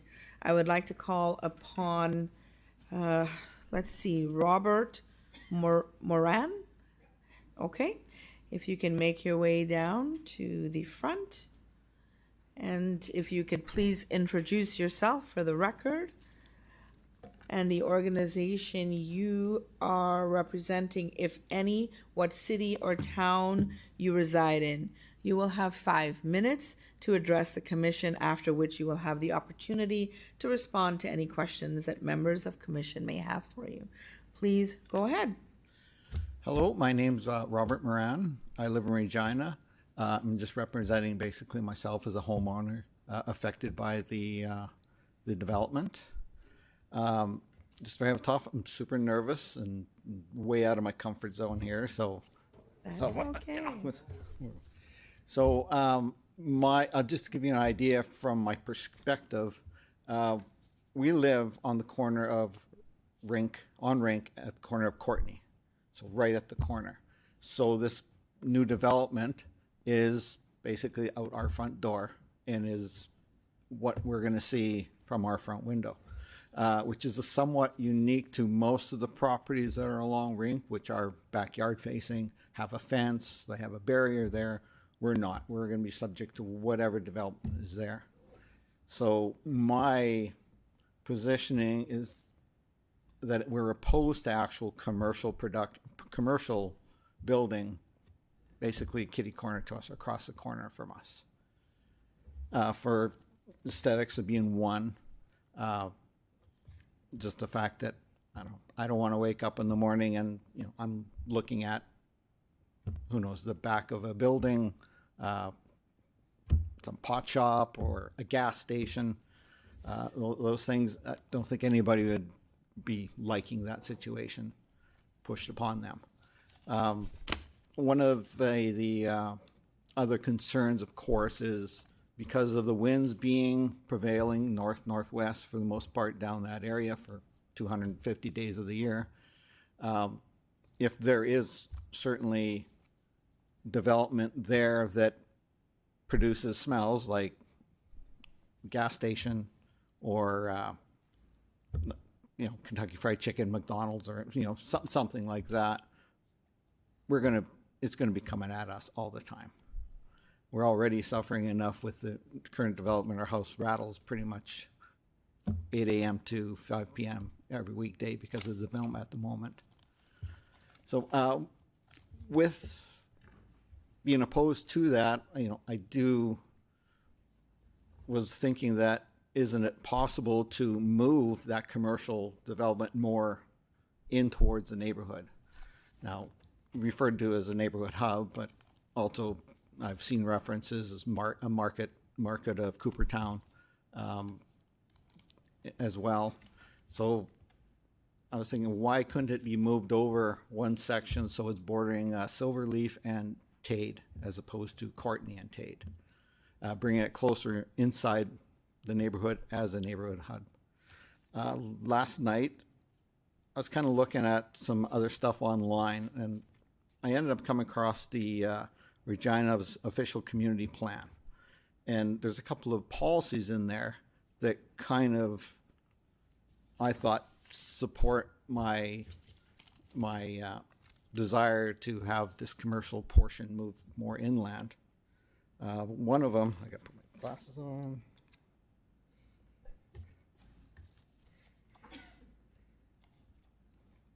Ensure the new neighborhood development is appropriately integrated with the existing neighborhoods. I think someone else also might have brought up in the submissions of the blending of the two neighborhoods together, which to me would not be commercial here, and then all of a sudden you have a well-established neighborhood that's all residential, that having a residential buffer in between that in the commercial development would be fitting. The other thing I noted was Do you have 1 minute? it noted that in the policies, I also saw that all new neighborhoods should have be centrally located network or neighborhood hubs. This being, in this case, whereas neighborhood hub is being proposed at the very edge of the overall development and not even anywhere close to it. I think that's about all I can say. Thank you. Great, thank you. Thank you for presenting today. Any members of the commission have any questions? Councillor Sickles, please go ahead. Thank you, through you, Madam Chair. Hey, Robert. No need to be nervous. Is that your wife in the crowd? Yeah. Thank you both for coming. Just so I get an idea of where you are, do you have any of the appendices with you? Yes. Are you right on the corner? Right on the corner. So The very last house on Rink Avenue. and so We face north. Rink Avenue would be the front of your house? Yes. That's the front? Yes. And so on the one side, you've got what's facing to the west? To the west. Kitchen, bedroom? Our bedroom is along Courtney. Along Courtney. Yes. Okay. So when the lights go up at that intersection in the future, they'll be right outside my. There'll be a light. They'll be right outside my bedroom window. Yes. Yeah. And so when you bought there, did you know that there was going to be? We've been well. My wife's been in this house for over 30 years. I've been in it for 20. So the answer would be no. Well, ownership of this house well before Coopertown was a dream. Yeah. Well, not an easy position to take against such a big development. I'm waiting till some of our other delegations come up to ask them a few questions about defining what that rose-colored area is and the lighter rose-colored area, flex area 1 and 2. But you got me going. With the exception of the KFC part, I kind of like the smell of KFC, actually. So,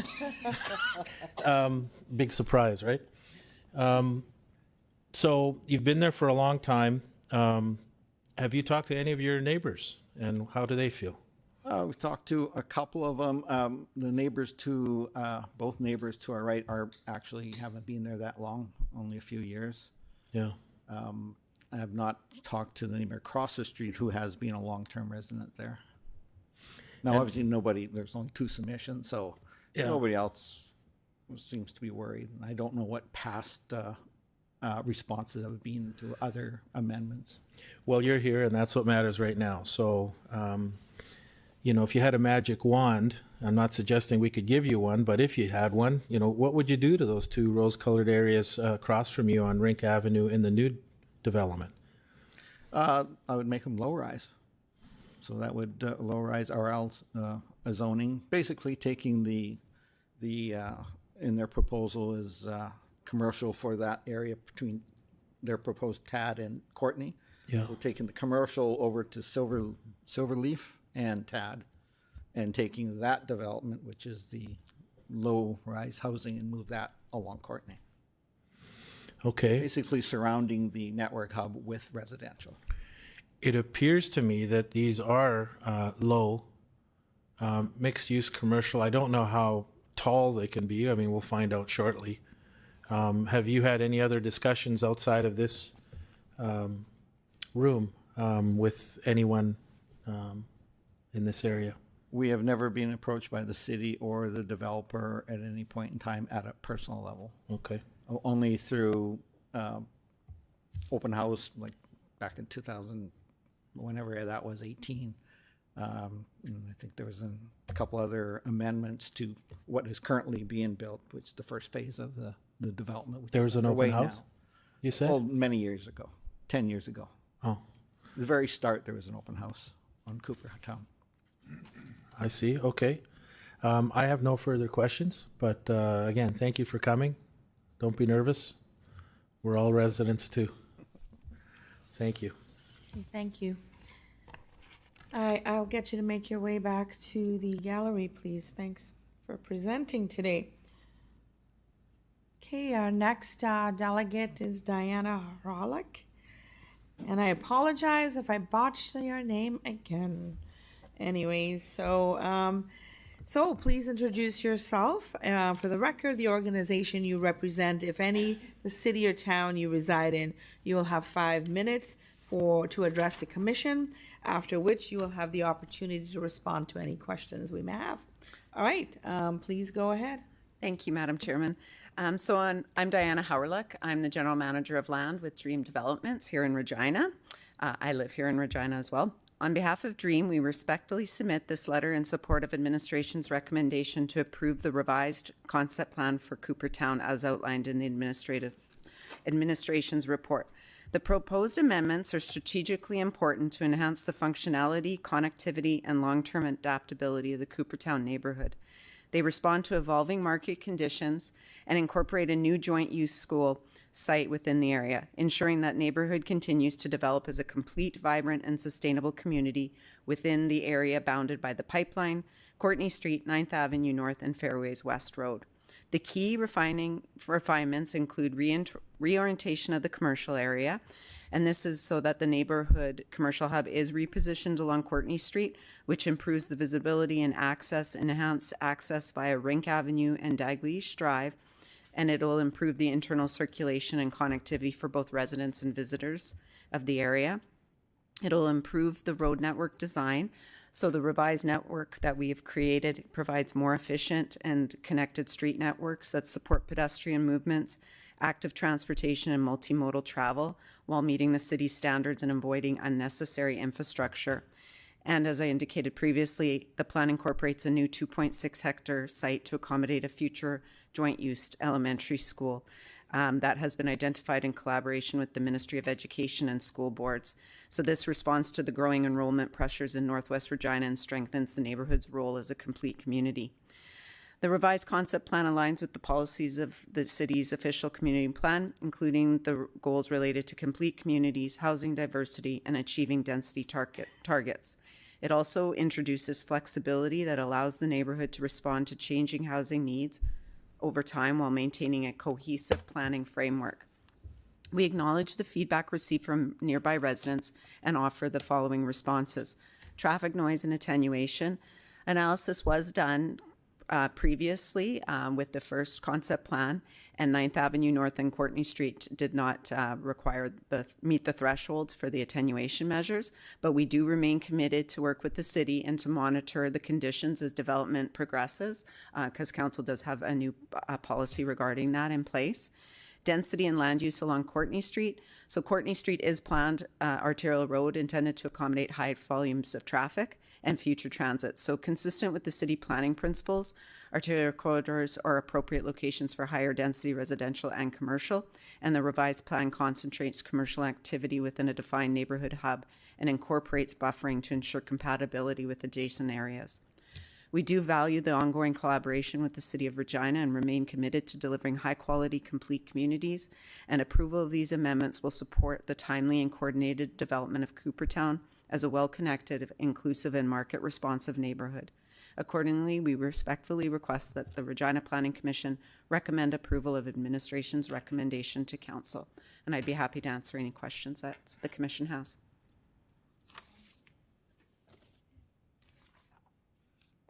Here. Thank you for being here and thanks for your presentation. Does any member of the commission have questions? Councillor Siklees. Thank you. Through you, Madam Chair. Hi, Diana. Thank you for presenting. Thank you for coming.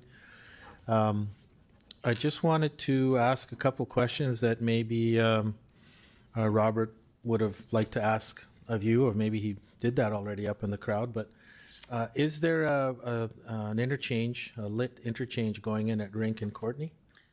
Through you, Madam Chairman, there will be a requirement by the city's requirements for Rink Avenue and Dalglish. Where's Dalglish? The north of Rink. Oh, up. Oh, but not right at his corner. No, there will be one required at Rink Avenue. One there too. Yes. And at Dalglish and Courtney. What's that distance? I don't. It's less than a kilometer, isn't it? Yeah, there are two major road networks. Yeah. And so for the transportation master plan, you'll need lighted lights and those, and you can talk to your transportation. Will do. Yep. Yeah. for those that may not be aware, and they see this giant curve at the southeast corner, do you want to just explain to folks why that's there and the history of those in our city? Yes, through you, Madam Chairman. So again, as per the city's transportation requirements, they do require that land to be preserved for a future interchange. So right now, that's why the subdivision has the curve, because eventually the city will need to construct an interchange at that location. Due to the traffic volumes and the TIA in the whole area, Courtney Street will be widened. It'll be a four-lane road, and that's why, because of the amount of traffic. So the transportation network is significant in this area when Coopertown is fully built out. This is only one neighborhood of many. Yeah. It's only the first 220 acres of 1,800. Are you aware of any sound attenuation wall or anything like that where the hashed line is? So right now, as we indicated, that the original study that was done didn't require it, and we'll work with administration as the development continues Right. with respect to those requirements in the future. This is for the concept plan, so at this point in time, it's more about looking at the changes that are in your Appendix C, because in Appendix C, or if you look at Appendix D, that is the approved concept plan. Uh-huh. And what's happened is, what we're proposing is what you see in Appendix E. And what we've done is we've added an additional 60 acres of land because the phasing plan has changed since when it was originally approved. Okay. That's why you see the population go up. And so what we're looking at is reorientating the commercial and accommodating the school, and then because we added that extra acres, we needed to change the transportation network. So right across from the Moran's house is residential? Technically, yes. Right Yeah. across on theirs, it's actually, those are planned townhouses.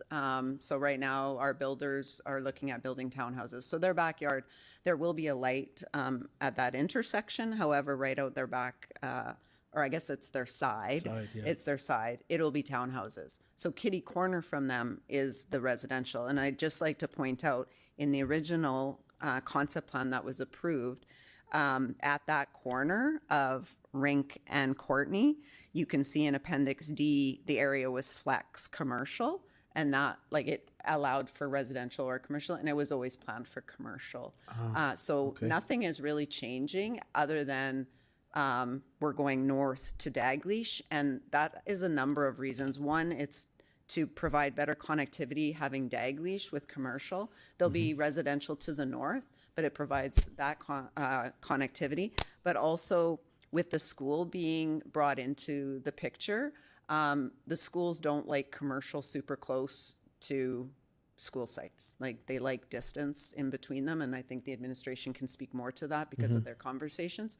So that's why it wouldn't be moved closer to the park area, as the previous delegate had indicated.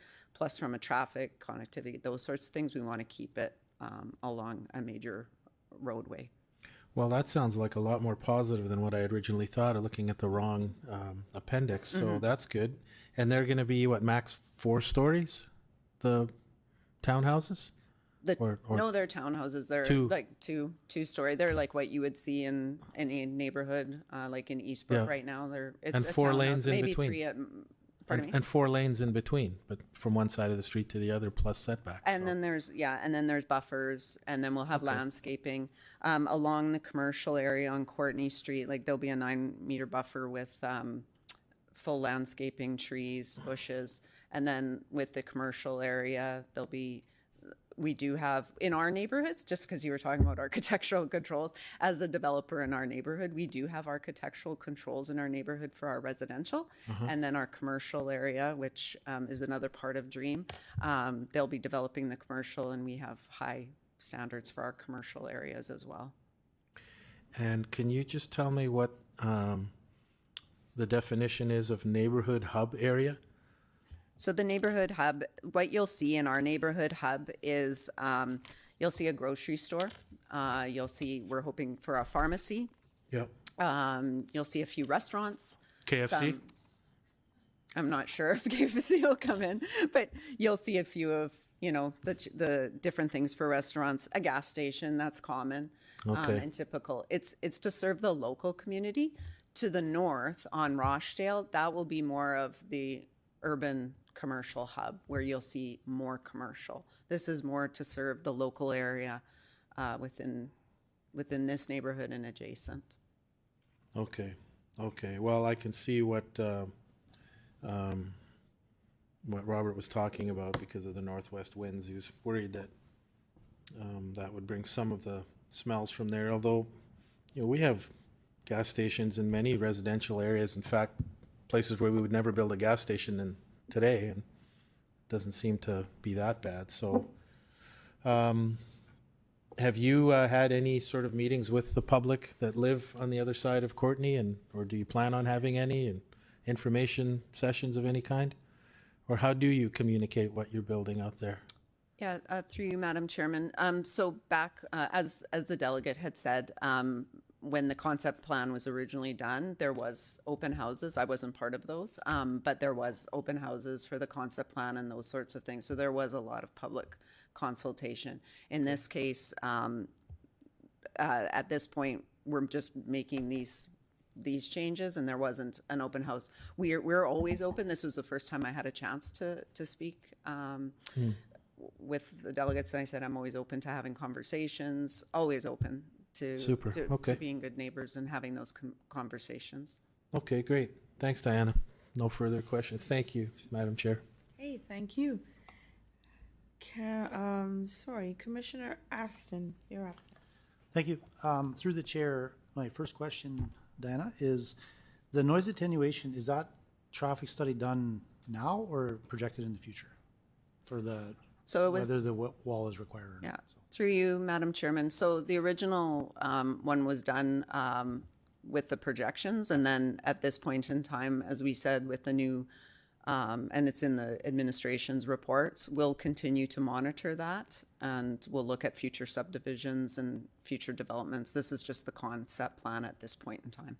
Yeah, I think we had that discussion one other time with this concept plan, so it came up before. Yes. I think that was the discussion. It was with projections. That's the only question I have for you. Thanks very much. Okay, thank you.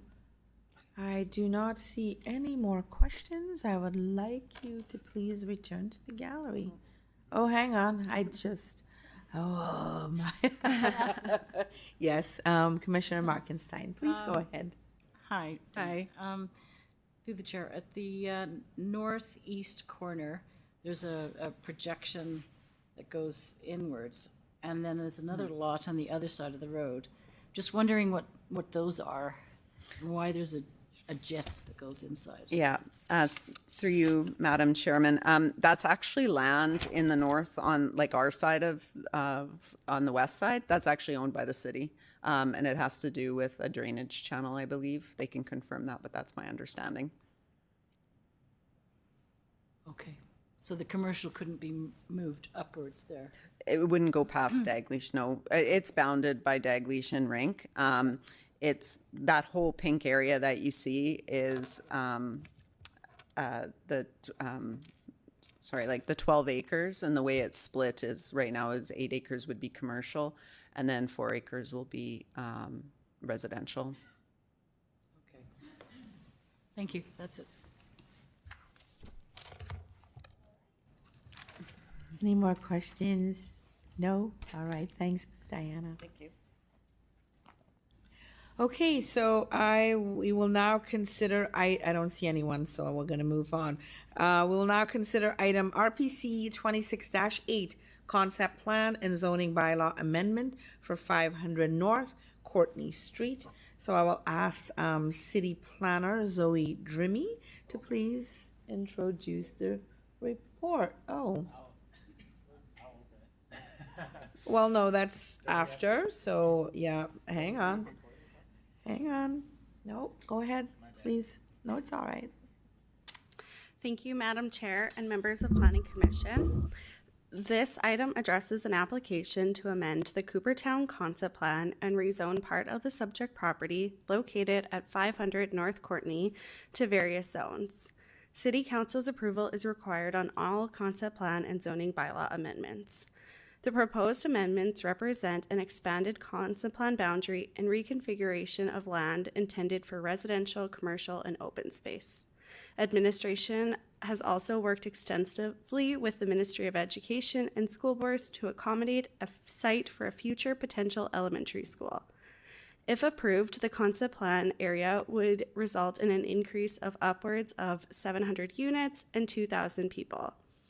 Administration has reviewed the proposed amendments from the perspective of transportation and servicing and is satisfied that regulations and standards are met. Further public notification was carried out in accordance with the City of Regina's public notice bylaw, which is summarized in Appendix B of this report.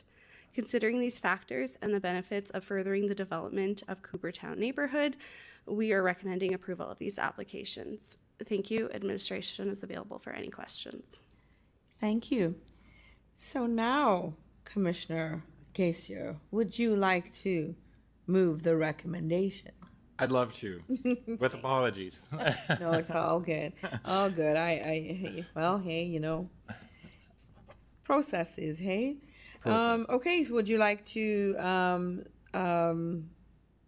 speak to the report? Sure. Very briefly, I recognize for the delegation that some of the changes to these cities can be complicated and complex and uncomfortable with time. I do hope that between the developers, proposed developers, invite to come talk with them, and the knowledge that now it's going to be residential directly across the street rather than commercial. These do assuage some of the concerns. I know it won't assuage all of them, but I hope that you find some leeway with that conversation.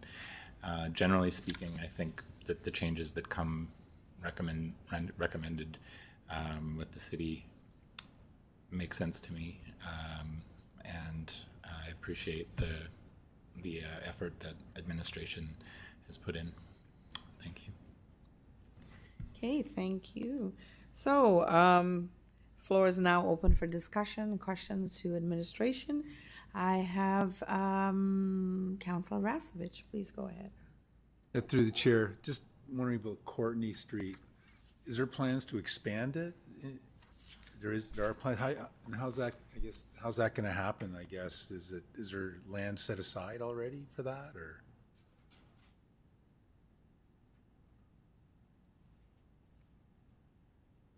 Okay, sorry. Mr. Somebody from administration. Sorry, I've just never seen you before. Some of my apologies. I'll introduce myself. My name's Chad Bosgood. I'm a senior engineer within our servicing and infrastructure approval branch. So to answer your question, the right-of-way is already wide enough to accommodate the expansion. So Courtney Street already is a 40-meter right-of-way from my understanding, and it's just currently built on the eastern side of the right-of-way. And so as part of the development, they'll be building out Courtney. So as part of their TIA, they identify a number of upgrades and including channelizations for left turns or right turns or whatever is required, as well as signalizations. And so we have a robust plan of what's required. And as this development builds out, Courtney will be expanded to the west to accommodate all the future traffic. Okay. And I think I saw in one of the drawings, is there a bike path going to be built there, or does it already exist? There's a bike path on the east side of Courtney. Oh, there is, already, that extends the entire length of Courtney. And then there is a multi-use pathway that's along the environmental buffer, that rounded corner that exists the entire way. And then there's dual bike paths or multi-purpose pathways on both sides of Rink Avenue, which is the main entrance into the neighborhood, that will extend, and then those pathways kind of branch out to service the entire neighborhood. Okay, thank you.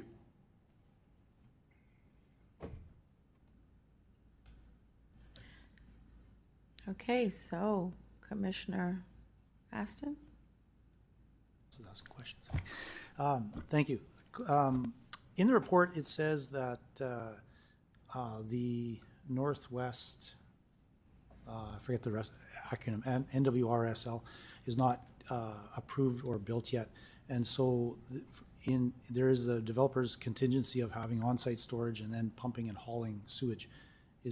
Can you give us any color on the timing and when that would occur and how that would look to explain to everyone? Ms. Dawson. High level and through you, Madam Chair, the Northwest Regional Lift Station is a project that we're working on currently. It's projected to be completed by the end of 2028. It's a council-approved project that we're front-ending as the city. Is it, through the chair, is that still waiting on funding from other levels of government, or is it going ahead already? I just forgive my Through you, lack of Madam Chair, knowledge on it's an active project. Okay. Thank you. Just to clarify something, when I was going through the report to make sense, so the rezoning is as per Appendix G, the plan in Appendix G, and the concept plan is Appendix E. My question is, the Appendix C, which is, I think, just a document to try and help us understand what's existing and what's being proposed.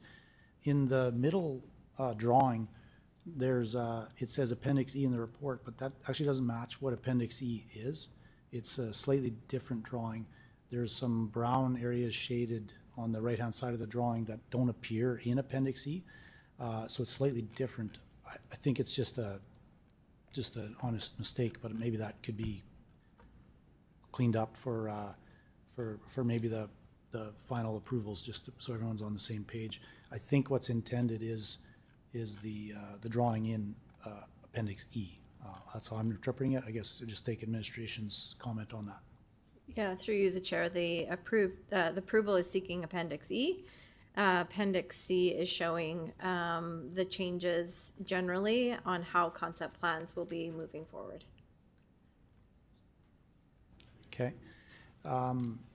So just staying with that vein of thought, Appendix F is, I think, just illustration or just information. It doesn't quite match the proposed zoning plan in Appendix G. I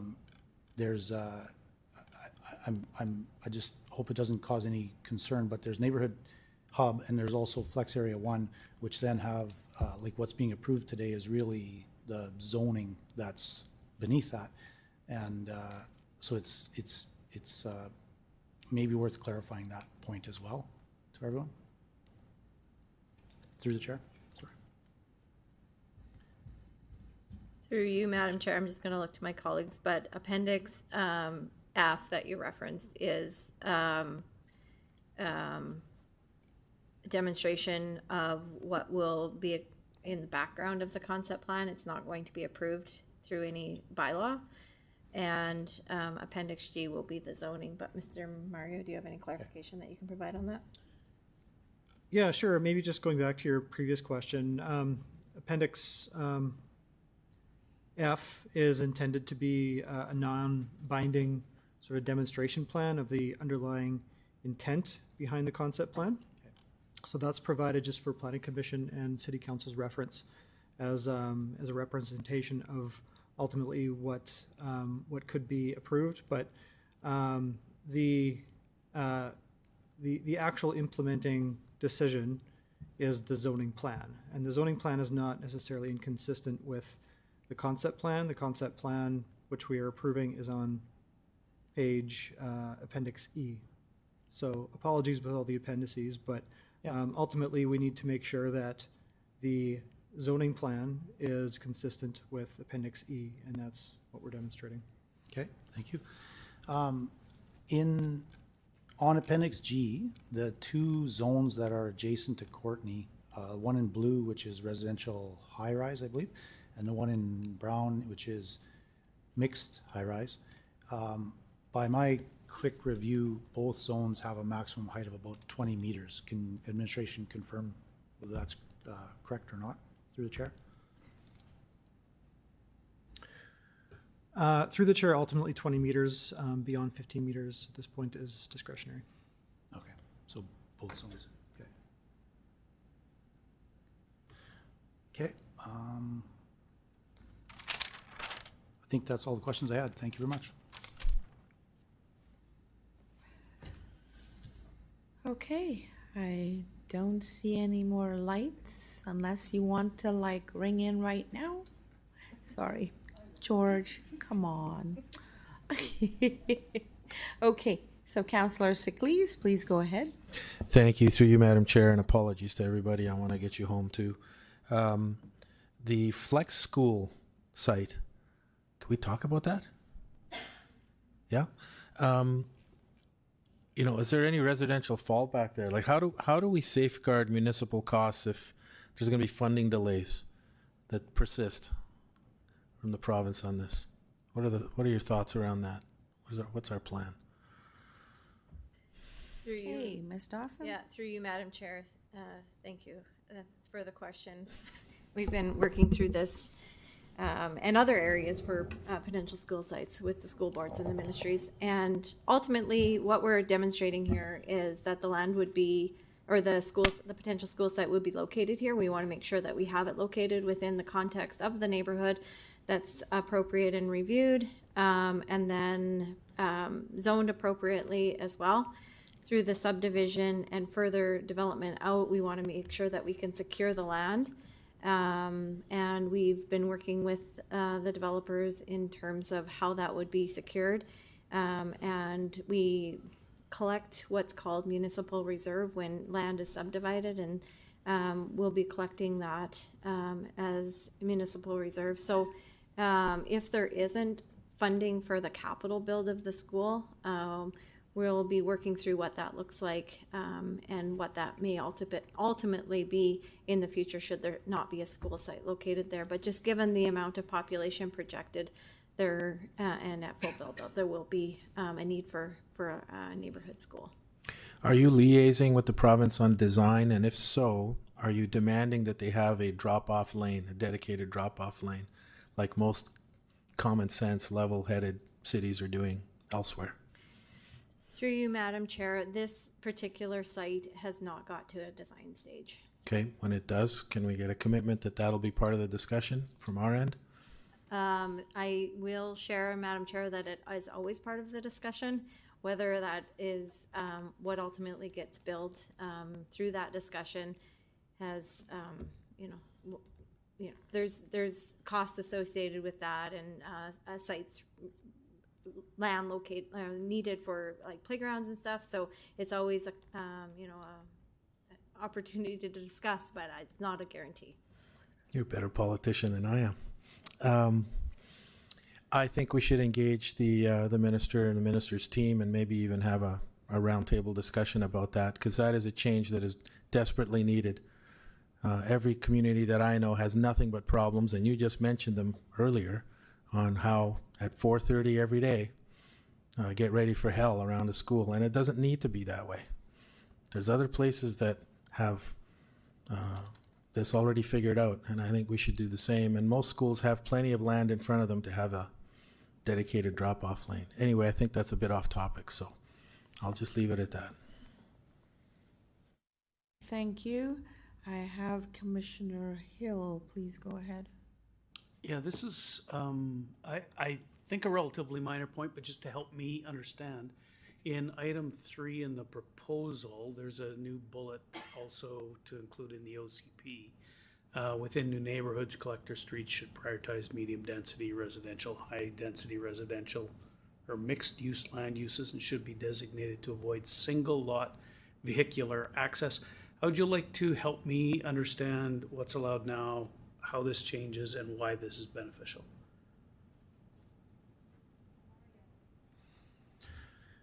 Through the chair, this policy is being added kind of as a component of our new format for concept plans. These types of things would have been negotiated in the more detailed version of concept plans, ensuring that there are appropriate land uses adjacent to collector streets. So since we're going to a more generalized format, that requires us to take a look at all of our general policies that would apply across all new neighborhoods And we saw this as being a bit of a gap, something that doesn't actually exist in policy, but always existed in practice. So we're adding it in there to ensure that our past practice is carried forward through new concept plans. What's the impact in a concept plan if we don't have this in place, and do you struggle to get this incorporated in places where, like you say, it's a negotiation? Do you struggle to get this in place? Yeah, through the chair, that would allow the developer to justify putting like medium or high density residential land uses on a local street, and vice versa to put lower density with front access driveways on collector streets, which is sort of the opposite of what we want. So it just gives us a little bit more to go by to have those policy discussions at the more detailed level. Okay, thanks. You, Commissioner Markenstein. Hi. I was just thinking about the school site as well, and want to echo the comments made by my colleague about a loop driveway being included. And I also wondered about the park, whether there will be, who will actually ensure that that's multi-use and not just a huge soccer pitch that is in the neighborhood that's not very not very useful for those who aren't playing soccer.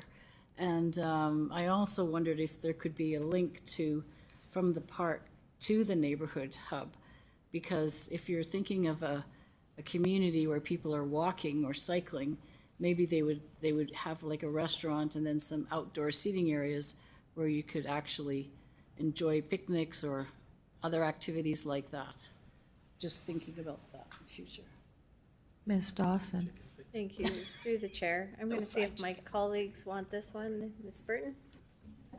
Ms. Burton?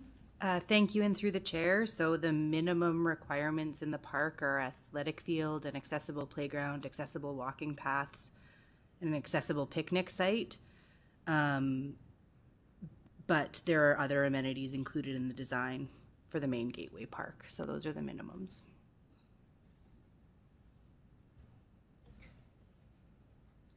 Okay, well, minimums are minimums. Thank you. Okay. Thank you.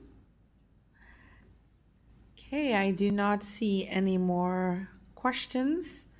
Would Commissioner Gaisier, would you like to close debate? First, I'll comment that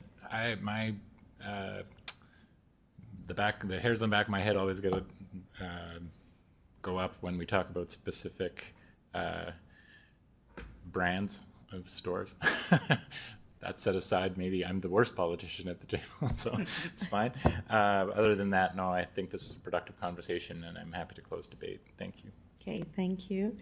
Okay, I'll get the clerk to start the vote. Okay, Councillor Rasevich. Councillor Siklis. In favor. Commissioner Markenstein. In favor. Commissioner Ashton. In favor? Commissioner Sontag. In favor. Sorry, Councillor Radins. In favor. Commissioner Wilson. In favor. Commissioner Gaisier. In favor. Okay.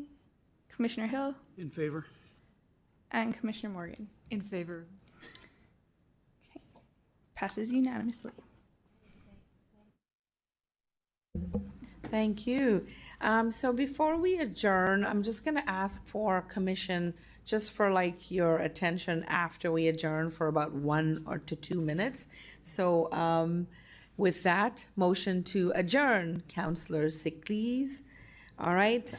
All those, anyone opposed? That is carried. Thank you so much. Appreciate that.